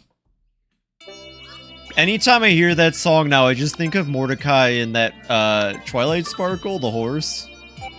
Anytime I hear that song, I just think of Mordecai from regular show of Twilight Sparkle. They were meant to be together. This is Captain Olimar. I'm currently stranded on an unknown planet in the far reaches of space. Please send help as fast as you can. I can only hope this distress signal reaches the rescue corps. Distress signal, Raggy? Ree! Hey, TF2 Medic TF2, so I saw an AI voice cover once and it made you giggle. Based. I don't think she swings his way. I don't know. The internet seems to think they have a thing. The internet seems to think they have a thing. I forget how that started. I'll be real. But, I support Mordecai. I don't even watch My Little Pony, but you know what? My love support system will run out in 3 days. I think this is actually the worst Olimar mode, because I don't think I've ever actually made it down to 3 days left. I'm gonna be honest, next year I'm definitely gonna have to improve my Only Man mode gameplay. But for now, we'll just do this. The internet scares me. I think that was the first time I've seen the cutscene where Olimar freaks out about having 3 days left. You know what it was, Mario? You weren't here earlier. If you were here, I would have been fine. Anyways, I gotta kill this baby. I don't need a teacher as much as I just, like, fucked up really hard on the first day and lost 30 Pikmin to a rock, to a boulder, to a cannon beetle. I lost a lot of Pikmin to a cannon beetle that I really shouldn't have. What happened? Well, okay, so the first rock that I lost them to, I didn't see coming. I wasn't paying attention, and it creamed like 11 Pikmin in one go, or 10. I'm guessing the damage cap is 10. Then the second one, I thought I had it, but I didn't have it, and then it crushed like 10 more. And then I lost a bunch. Okay, fun fact, Mario, I usually kill giant shear grubs, or mama shear grubs, whatever they're called. I usually kill the mama shear grubs like really fast. I've never seen their actual attack pattern. I didn't know they did a crushing attack. I thought they did an eating attack. And I may have lost like 15 more Pikmin to a mama shear grub crushing them because I was not prepared for it to do a crushing attack. They do be crushing. I thought they did an eating attack like male shear grubs. But I was fucking wrong. Boy, was I fucking wrong. So yeah, I just lost a lot of Pikmin early, which I think ended up losing me a lot of time overall in this run. That's okay though, at the end of the day I do this for fun, but I really wish I hadn't lost so many Pikmin. I'm inching closer to 1,000, and I've been threatened with gift subs at 1,000, so I don't... Like, I'm actually actively trying not to lose the 127 more Pikmin before we finish. Where's the Papa Shear Grub? That was Pikmin, that was Hey Pikmin. It was actually a really cool boss battle, honestly, so I'm glad they kind of took that concept and expanded upon it in this game. They want you to hit 1K or not. Kiro! I'll tell you what, if you want to do like a thing at the end, like, I can't stop you from gift subbing me and supporting me, Kiro, and it means the world to me. It really does. Maybe I shouldn't be so upset about it, but it's just because I want you to be responsible at the same time, I suppose. And maybe a little self-loathing. Just, like, enough self-loathing. So give me subs if you do it. I'm just debating whether I want you to do it. Well, I was gonna say if you want to celebrate, but also if you want to save your money, I'm doing a charity event in, like, literally 2 weeks. I'd rather you donate to charity. That way I can look impressive against all the other titans that I'm going to be streaming against, who will be pulling in probably large amounts. How was Hey Pikmin? Solid 6 out of 10. It wasn't a terrible game. It wasn't the best game. It has ideas that I would kill to see in the mainline Pikmin. Like, it genuinely has really cool ideas that I think it tried, that the main series is too much of a coward to do. My CC is unfrozen. That doesn't make me feel better, though. Yeah. I mean, hey, you do you. I can't stop you at the end of the day, Kiro. Donate at least a little. Hell yeah. Well, yeah, we gotta look more impressive than my mutuals that I'm streaming with, okay? We gotta bring in the most for Team Cherish. Does everyone understand? We gotta be the most for Team Cherish, alright? Although individual goal, I'm really only looking to raise about 200. Who knows, though? Maybe my Pokemon Sun playthrough will be so impressive that random strangers will come in and literally tell me, "Good job, Phoebe, I'm proud of you." That's also why I'm... For Scraggy! That's also why I'm rushing to get my new model out. Because I do not want to participate in the SummerSlam using this model. That would be the most disingenuous thing I think I'd ever do. And it mostly will make sense on Saturday. Anyways, we gotta fucking kill this little Melephant. Look, it's Olimar's ass pad. Oh, also, I'm gonna say this a lot leading up to the SummerSlam. I know my stream.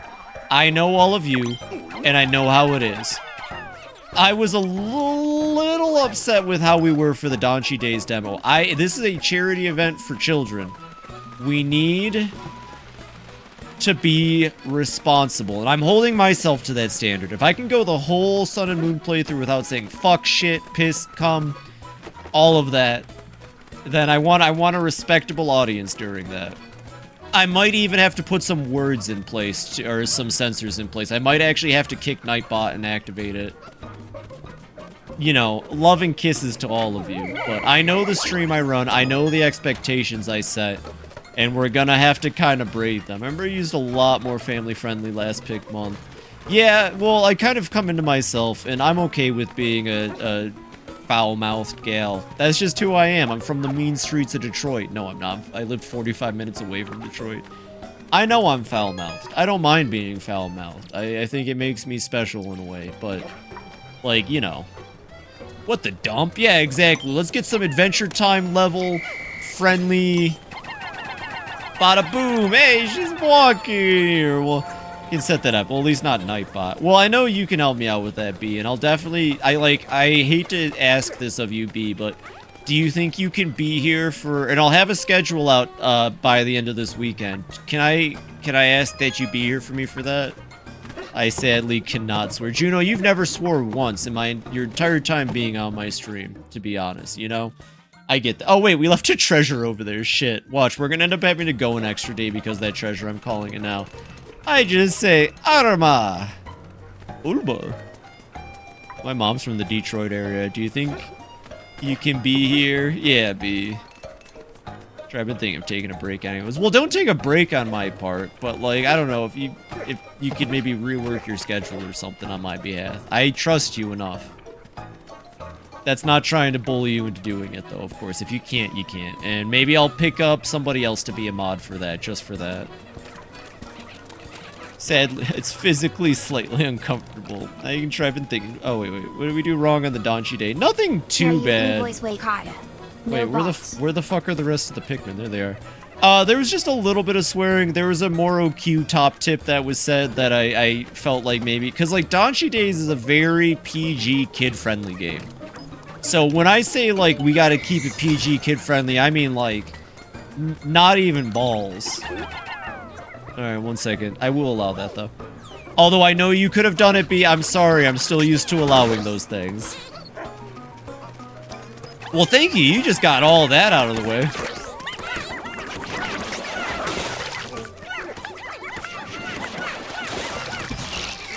There we go. How many ship parts in this are just the same fucking bolt over and over again? Jesus Christ. Anyways. Oh my god! Who is that handsome individual? Wait, how am I supposed to get over there again? Hold on. Oh, I think I know how. No balls, like 8 bolts. Take them away! Like 8, yeah, I think I remember one of the more cute not being wholesome chung is. Yeah, just like, you know, I understand where you're all coming from. I understand the expectations in the stream I set. But, you know, I really want us to all pull together. This is super important to me. I still can't believe I was even asked to be a part of this team. I still can't believe I'm even doing something like a charity donation event 2 years into streaming. This is very important to me. I want to do it right, and I want to set a good example. I couldn't care less if I got new followers or anything. I just care that we have a wonderful time, you know? Anyways, oh my god, it's the man- Oh, Jesus Christ! Fuck! This is actually a pretty easy man at legs, not gonna lie. Oh my god, they made the man at legs so much more violent in this game too, honestly. Just immediately pulled the gat out on me, Jesus Christ.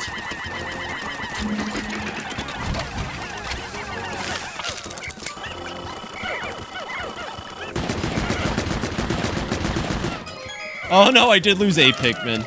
My bad, I lost 4 Pikmin. That was 4. That's what I get for thinking I can continue attacking it into its attack phase. But yeah, no, this is a fairly easy man at legs, I won't lie.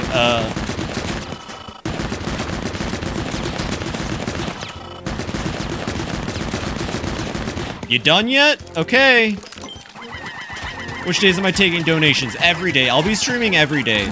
Even though I think I'll have Pikmin. I think I'll have Pokemon done by... If I had to... Nope. Nope. Oh my god, those ones died too. Uh-oh. That's what I get for being greedy! I shouldn't have been greedy! I was being very greedy on this, to be fair. But, bing, bing, bing, bing, bing. It's got a gun, heck yeah. I think I'll probably finish on Saturday. We might just spend Sunday doing post-game. I was thinking it'd be fun. We could try to maybe hatch a shiny. Me when I'm foist. Yo, Mint, welcome in! Congratulations on being foist tonight. Is it for the week? It's Wednesday through Sunday. But I'm gonna be streaming mostly my normal hours. Let's see, it's 11, 13. We lost 13 more. There's so many things I want to spend money on this particular month. That's fair. And also, you know, a lot of the people joining me on Team Cherish are other streamers, you know. I joke about wanting to be the one that makes the most for the team, but I understand it, right? Please, I'm not going to use the word favorite, but if there's someone on my team that you want to donate to them more than me, I understand. I completely understand. I understand that I'm not your favorite and you're banned from the stream. But it'd be pretty cool if I ended up being one of the bigger earners for the event. It'd make me really happy, at least. You're gonna wake off at night. I'll ban anyone who donates to anyone else. She's the FBI, she will know. I mean, you ain't Mystic. Yeah, I know. I watch streamers who have more than 1K typically. Well, hold on. Not everybody in the group's that famous. One of them definitely is. Oh, for the love of fucking Christ. You better get that shit over there right now. I swear to God. I swear to God. Can you go any slower? Oh my fucking God. This is absolutely the worst Olimar mode.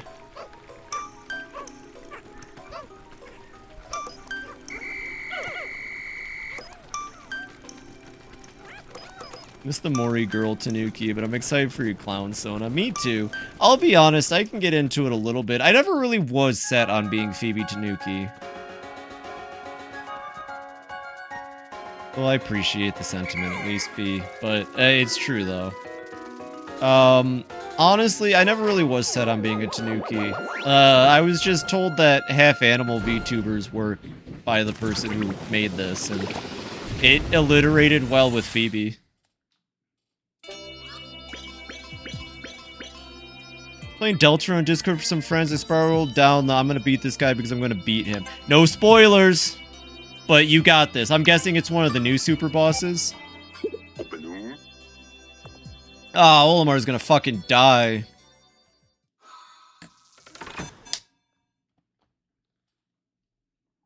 Oh yeah? Oh yeah, what, Mint?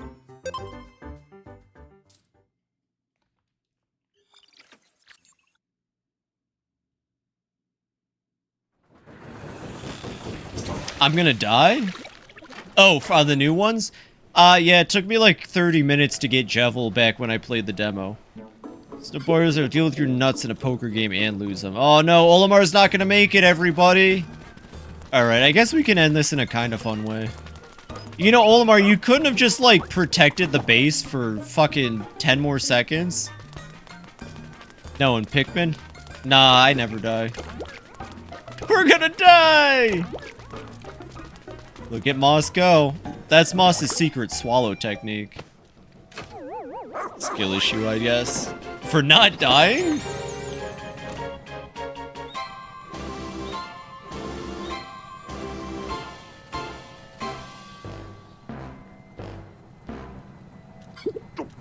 I've done it. I've done it. The SS Dolphin is fully repaired.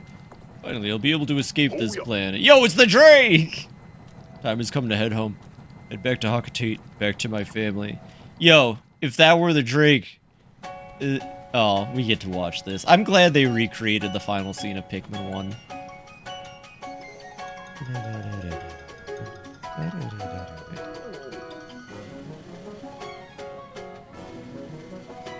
Back to the Hawktua.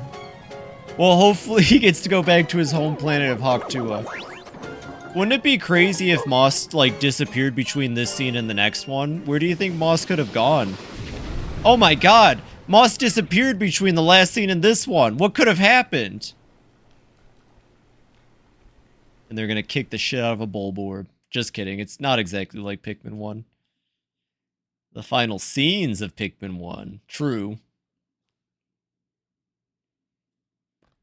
What happened to Moss? We don't have enough time to start the next map, so I might end early. But I know last week I ended up flopping on it. I will stream tomorrow. Probably start around the same time as normal, 8:30 Eastern.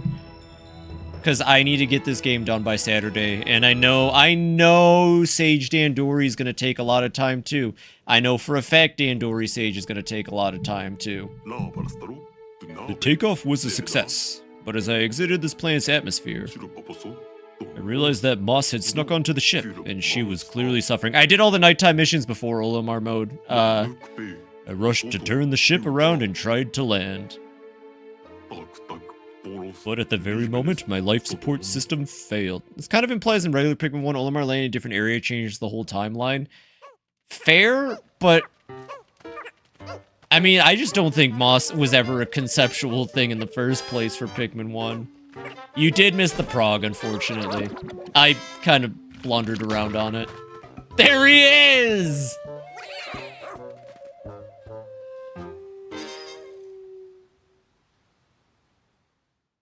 Say about Delta from Chapter 3, because I haven't even made it to the 4th chapter. It's so peak. That's what I've heard!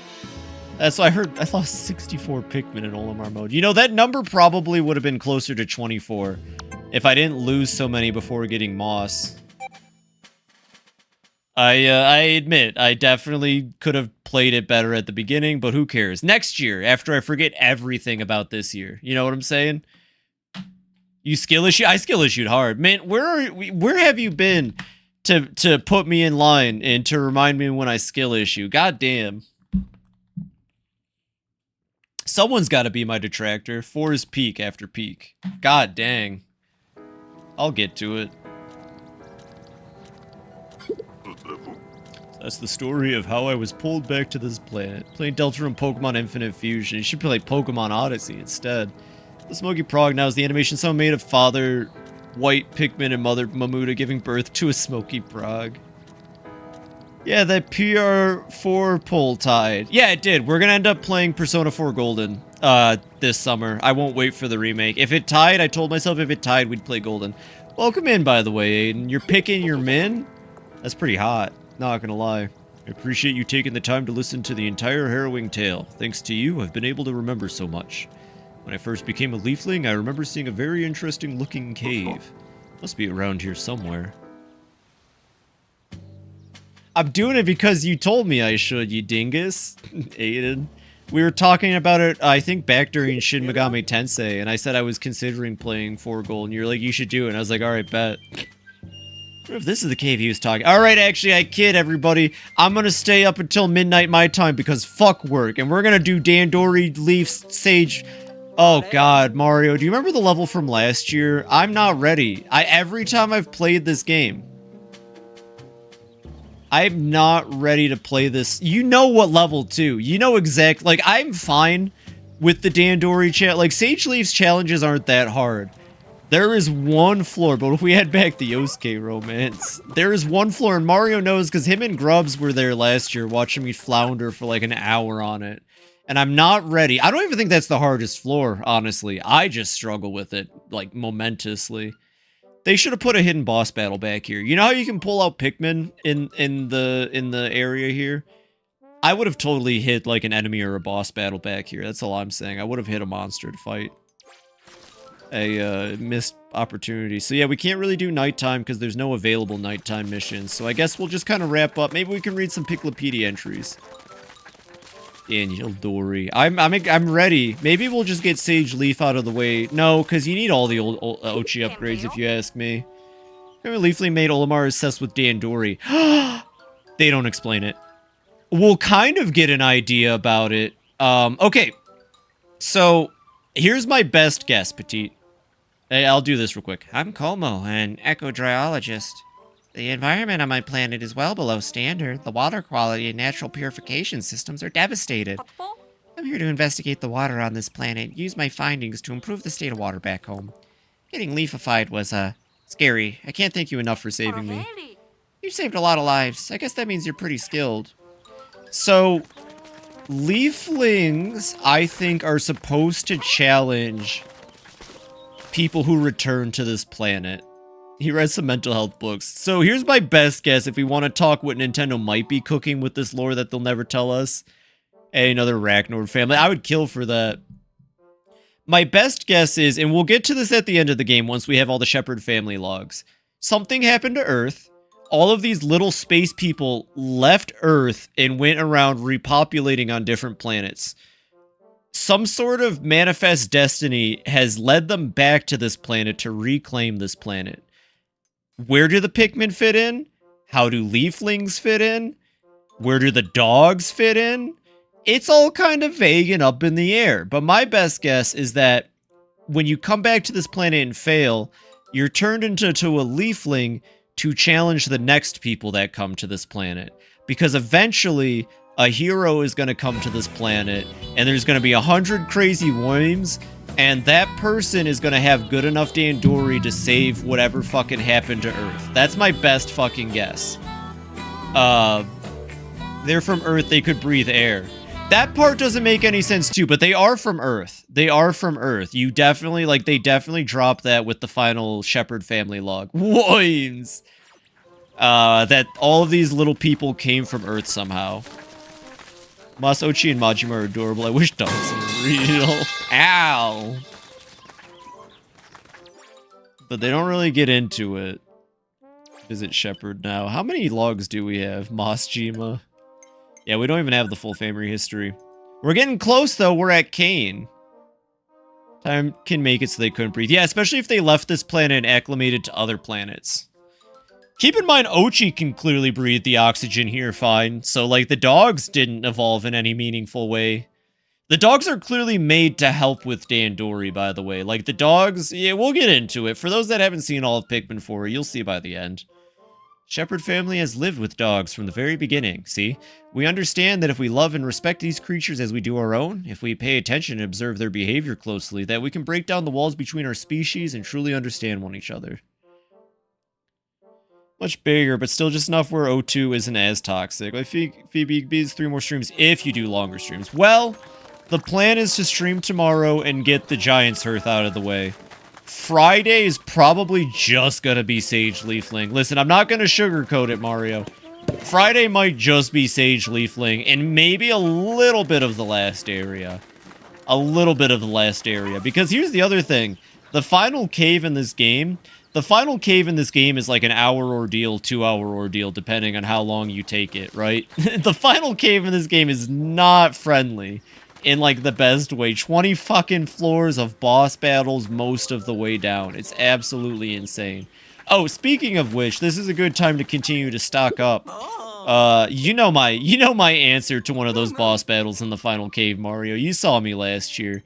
You know exactly how I like to deal with one of the bosses in that cave, and I'm just gonna prep up now because I'm never playing it the way they intended.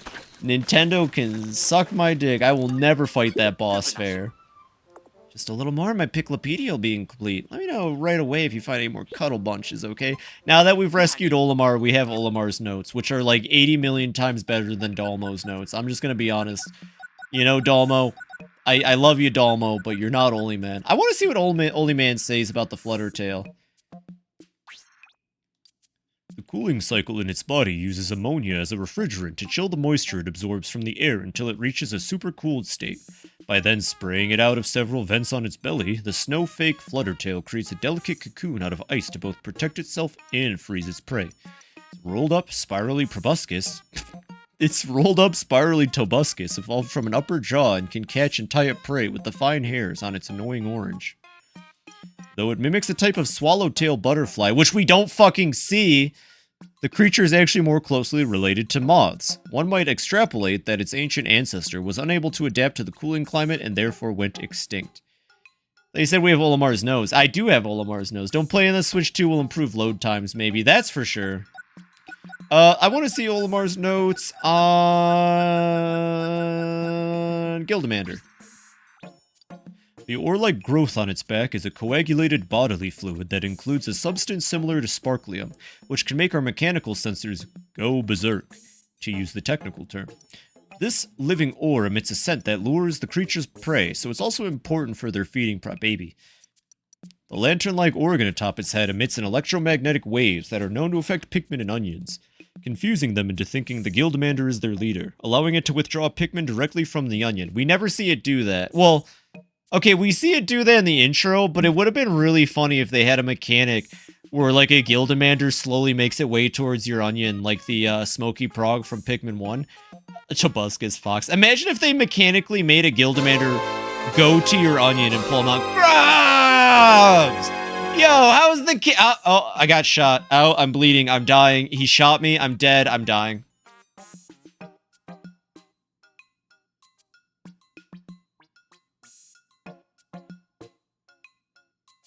Everybody, please go follow Grubs if you're not. He's the king for a reason. Dude's charismatic as hell. He's super fun to watch.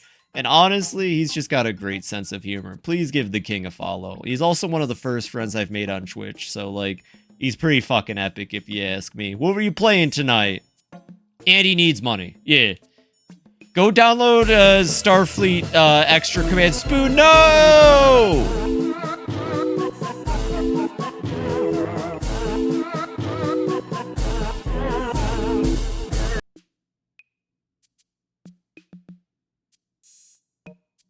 Which Fire Emblem were you playing? That's fucking awesome. You know me, I love Fire Emblem. Well, actually, I'm kind of picky, I guess, but that campaign ended. Phoebe was shot. It's okay, I had my FBI armor. The lantern-like organ atop its head emits electromagnetic... Oh, I already saw that one. However, it cannot go as far as to command them as a squad, so the Pikmin left to hide under cover are able to avoid ingestion. The first one on the GBA... Oh, Binding Blade, or is that Blazing Blade? That's the one with Lynn, so I think that's Binding Blade. Binding Blade's cool. I'll be honest, I actually am more partial to Sacred Stones, but it's a solid one to start with. That one has some really tricky recruitments. I hope you can figure them out. Oh, wait, no, that one has the Fortune Teller. It'll tell you. Yeah, it's my foist one. I hope you have a blast with it. It's a really good Fire Emblem, and it really benefits from multiple playthroughs, unlike some of the other ones. It's a solid choice for a starter Fire Emblem. I just never really fell for the characters as much as I did ones in other games. If you like that, then please promise me you'll play Path of Radiance when it comes to the GameCube on NSO. I need people to play Path of Radiance. It's so good. And Radiant Dawn when we eventually get Wii ISO. Play Fates. Yeah, no, definitely go fucking waste your money on Fates, the most horny Fire Emblem next to Engage. And Awakening. I think my favorite part about Fates is that they had to fucking bullshit in the child mechanic. So anytime you pair characters, their children immediately age up to combat ready because they get thrown in pocket dimensions. Sure thing, hell yeah. Please play Path of Radiance. Need more games on the GameCube, so come on in town, drop the Pokemon games. I wonder why they haven't dropped Pokemon games with Pokemon Home support. It makes no sense to me. I'm sure Pokemon Company's involved, but it's like, come on. We could really use gold, crystal, and silver on the GB. And red and blue and yellow. Costs money, sadly. Yeah, I mean, like, come on, though. They could at least give us the Game Boy games and maybe the GBA ones. I really played Class. You know, they might give us Coliseum, though, since it's different from mainline games. Not just straight ROM rips, sadly. Yeah, maybe they'll give us Coliseum. Outside of Chrono Trigger, I haven't really played classic JRPGs. Ooh. Well, I definitely recommend Final Fantasy VI. Do not get the Pixel remaster. Just Nintendo PC it. If you're gonna play old school JRPGs, Final Fantasy VI. Oh, Coliseum and XD are coming? Okay. That's right, Mario did send the list. I still continue to not pay attention. Well, that's cool. Maybe I can finally play XD. Figure says I have access to the 2 GBA Fire Emblems and Golden Sun games. Oh, I've heard Golden Sun's really good, too. I would highly recommend getting to Final Fantasy VI. Just play the Super Nintendo version called Final Fantasy III. The Pixel remaster makes me so sad.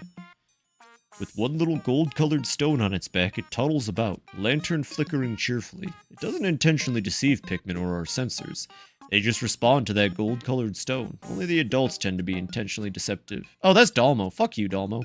Immediately after hatching, this species presents itself in a gill. See, this is Olimar. Tadpole-like form and grows its legs after about a week.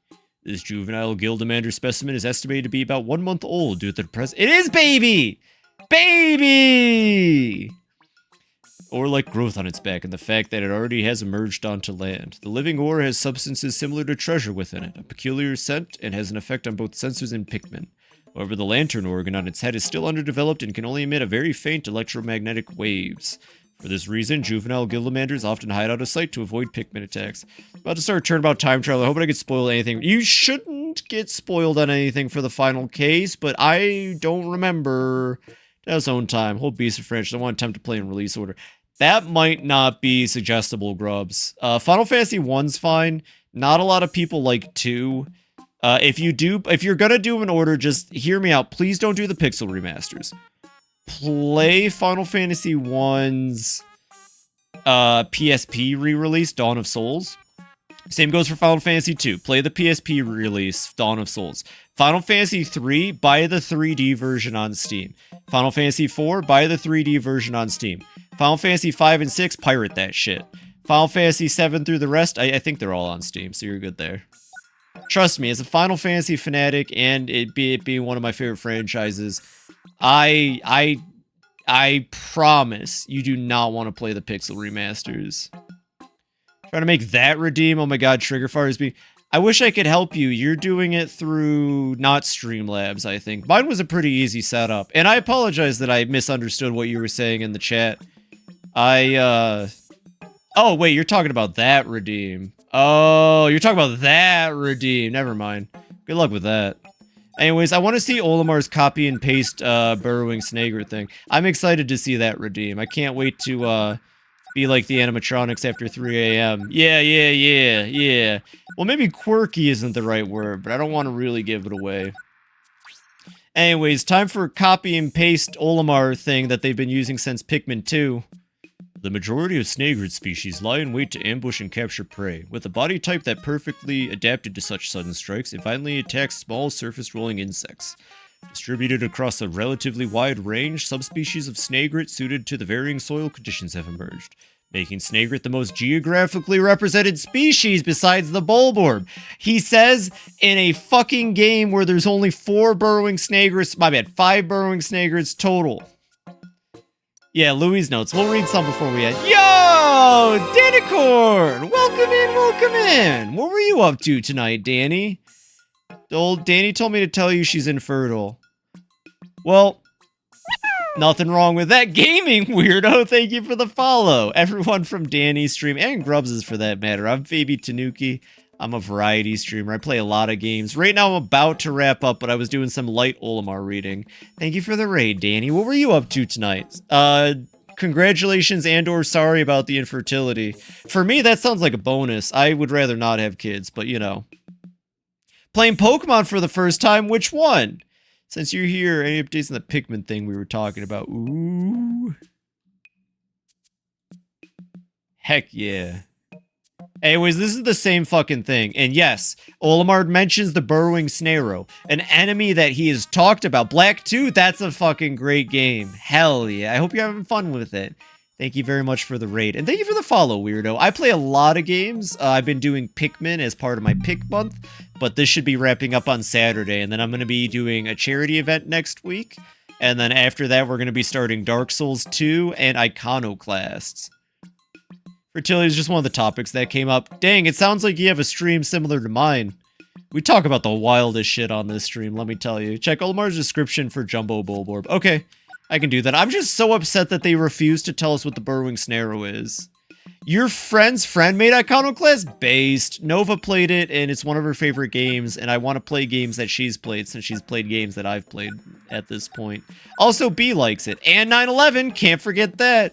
Oh, 9/11. Oh. Soundtrack is a banger. I know, I didn't even know Olimar Cannon said sperm. During reproduction, after an egg is fertilized by a sperm. Olimar said sperm! Holy shit, Olimar said sperm! Oh my god, can you believe that? Look at this shit!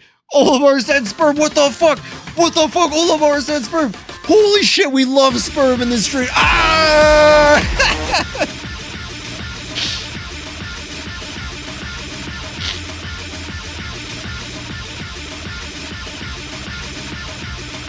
Oh, we were just talking about sperm. Olimar's sperm factory. Coming straight from your house. Coming. Oh, fucking now they're fighting. You know, recently, Fink's been kicking Streaming Way's ass. The first, yeah, Gib, sometimes you say things that, like, I don't know what prompts it, because it's, like, things that I know, and it's not necessarily related to the thing. I still appreciate you, Gib. I literally said he's been talking about it since the first game. I don't want to come in your Nintendo games, TBH, sperm, sperm. He said sperm. Just, like, saying things. That's fair. I guess that's fair. I can't knock that. Sometimes it just comes off as, like... Somebody say ball produce? Yes. Any excess chromosomes are usually discarded through a process called meiosis, but occasionally this process fails to occur, and a Bulborb individual will develop irregularly due to its chromosomal abnormality. Specimens like this one are stronger. I apologize, Gib. I just tap to myself sometimes. What does that mean? Wait a minute. Anyways, sexual maturity! Sex! There's sex in Pikmin! There it is, that's sexual maturity. Olimar said sex! Actually, what if Pikmin games moving forward started having T ratings? Did Olimar just reference Down syndrome? Well, remember, this Bulborb fucks. No, he just said it has, he just said it might have some extra chromosomes. Look at that sexually mature. Remember, the more chromosomes you have, the more sex you have. I will not have sex. I will become sex. That Bulborb fucks. Let's see. I kind of want to see what other notes are fun. Mamuta. Imbalanced asymmetrical arms of the Mamuta are amongst its most notable features, feeding on seeds and fruit and cum. The Mamuta is known actually to sow and grant plant species. While other species have exhibited seed-bearing behavior for the purpose of storage, the Mamuta is the only species so far known to actually cultivate fields of plants. J. Robert Freakenheimer be like, now I am become sex, the sucker of toads. I love all of you. Honestly, you're all amazing. I wouldn't trade this freaky-ass chat for the world. Smoky Prog's body is constantly deteriorating, so collecting a living sample has proven difficult and research into the species has progressed at a glacial rate. However, by examining the genes adhered to the Smoky Prog's eggs— he said eggs! It has been confirmed that they are, in fact, Mamuta eggs. This discovery allows for the possibility that Mamuta that do not develop properly and hatch become Smoky Progs. If, hypothetically, a Mamuta were to remain above ground at night and absorb glow sap, that might impact the nutrient levels within its egg's yolk. That change could lead to the embryo's inviability or break down its enzymes. Then maybe— see what I'm saying? Glow sap, Smoky Prog, Dandori, fucking Leaflings. Like, they clearly have an idea of what's going on in Pikmin with this reboot and shit. But it's just like... Are they gonna explain anything? Go 5 days without balls. That's what I'm saying. Get all your balls out now. I would hate if Nintendo did all of this setup and then did nothing with it. But that's very Nintendo. It's very Nintendo to have all of this setup and then do jack shit with it. We'll do the Crusted Rum Pup and then I'm going to end stream. Thank you again for the raid, by the way, Danny. And I hope you had a wonderful night so far. Its body is covered in a hard carapace and has an extremely ferocious personality. It spreads its sharp-fanged jaws to catch its prey. The Crusted Rum Pump suffers from poor vision, but it uses the fine hairs on the lower part of its tail and the ball-shaped sensory organ at its tip to detect faint quasi-electrostatic fields emitted by other organisms. Short, it has no other way to sense its predators and prey. It's very pessimistic. Pikmin is definitely getting more entries. Well, it's getting more entries. I don't think we're not getting it. Pikmin was on fucking Capri Sun next to Zelda. This is no. I'm not saying we're not getting more Pikmin. I'm just saying the next game's probably not going to elaborate at all on what they set up with this game. And I'd be upset if that happens because they rebooted the franchise just to drop all these little hints and all this little lore and all these little interesting things. And if it goes nowhere, I would be sad because, like, I want to know why people crash on this planet. I want to know why Pikmin. Yeah, can't wait for Grubs to beat this game in 2040. We're getting Pikmin 5 announcement next year. I hope you all know that. I don't think we're getting Pikmin 5 next year, but it's going to happen within the next 2 years. Like, easily, we're getting Pikmin 5 soonish. And I agree with you, Jojo. This is a new era of Pikmin. It might sound like a meme, but I genuinely believe it when I say that, like, Pikmin being on a Capri Sun box next to Mario and Zelda as promotional is probably the biggest fucking thing. And Splatoon, I think, was also in that promotion. Like, they use Pikmin for Nintendo promotion. Pikmin has never been a part of Nintendo brand awareness like that. It's why Pikmin?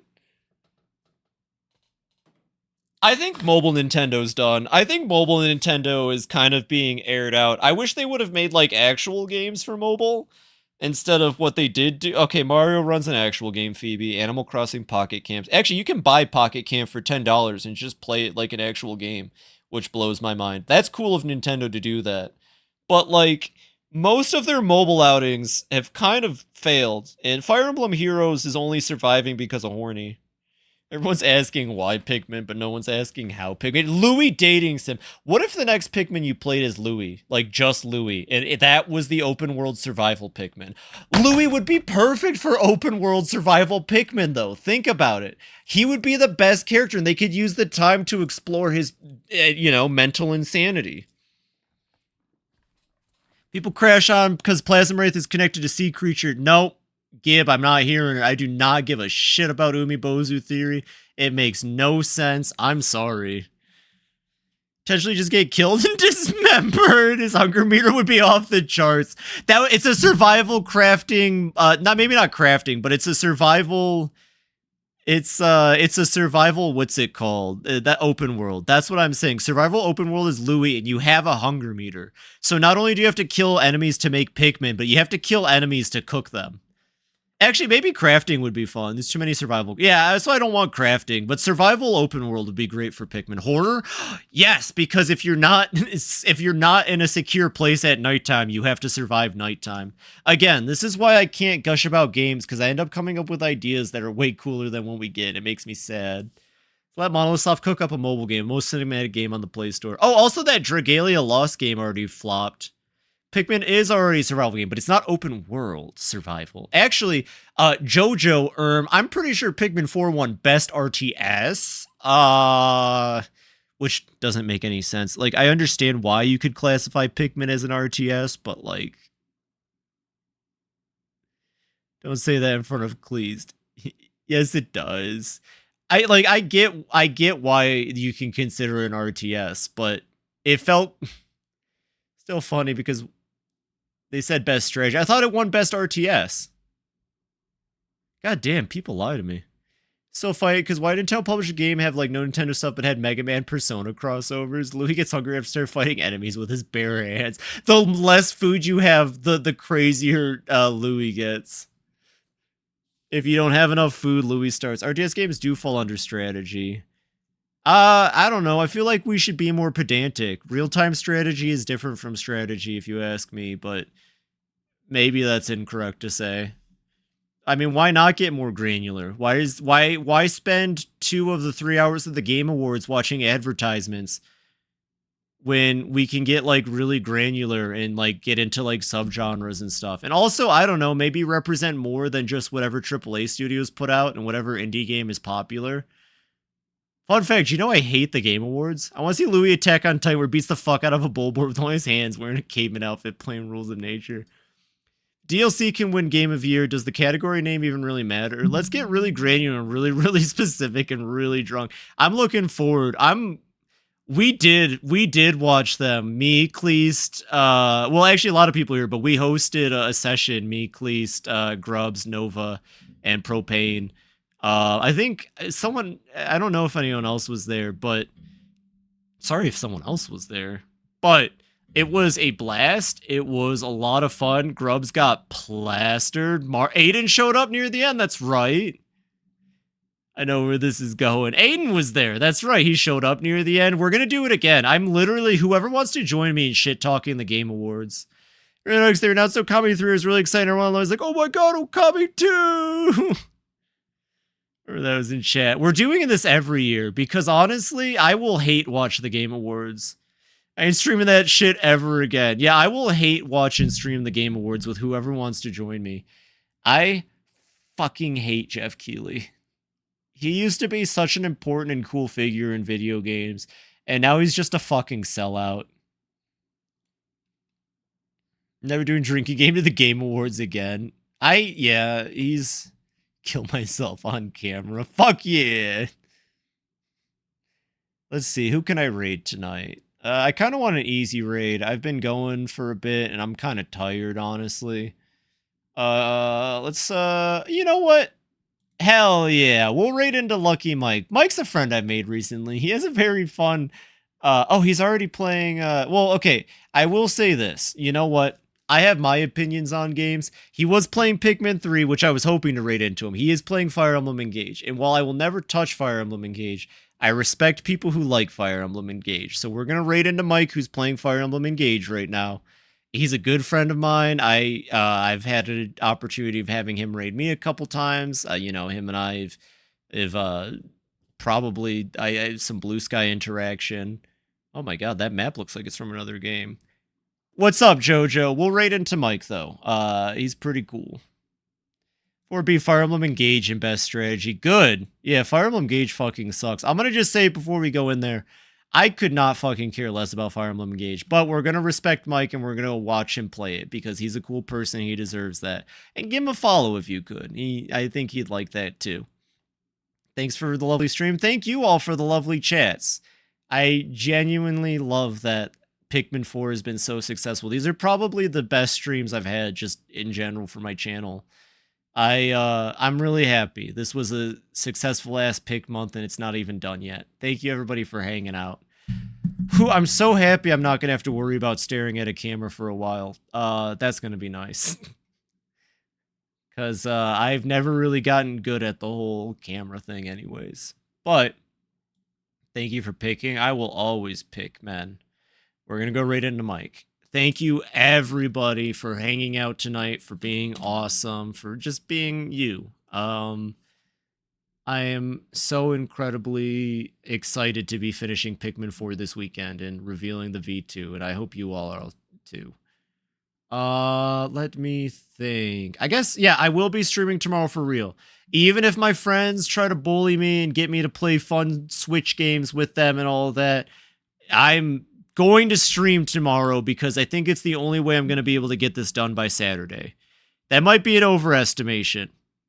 Couldn't be me. Couldn't be Mario or some of the goons in this chat right now. I'm not doing it. So no Four Swords. Sorry, no Four Swords. We'll find someone else to fill in for me. You don't need me for Four Swords. I don't think, at least. Good night, Tanuki. I'll not be able to call you that. That's fair. I would never bully you. Good. Because I would bully all of you in a heartbeat. Anyways, yeah, we're going to raid into Mike. Like I said, be nice. Throw a follow if you can. And thank you, everybody. Expect my favorite Pikmin 4 map tomorrow, because the Giant's Hearth really is. Even if it doesn't have my favorite bosses. Blah, blah, blah. Have a wonderful rest of your Tuesday. Tomorrow's Wednesday. Get good sleep. Yeah, I bully everybody. It's part of my affection to my friends. I like bullying, even though I can't handle bullying at all. Guess I'm just a silly girl. Anyways, thank you, everybody. Have a wonderful rest of your night. Eat good food. Make good choices. Take care of yourselves. Actually, make whatever choices you want. Good choices are lame. Do what makes you feel right. Have a wonderful night, everybody. Good night.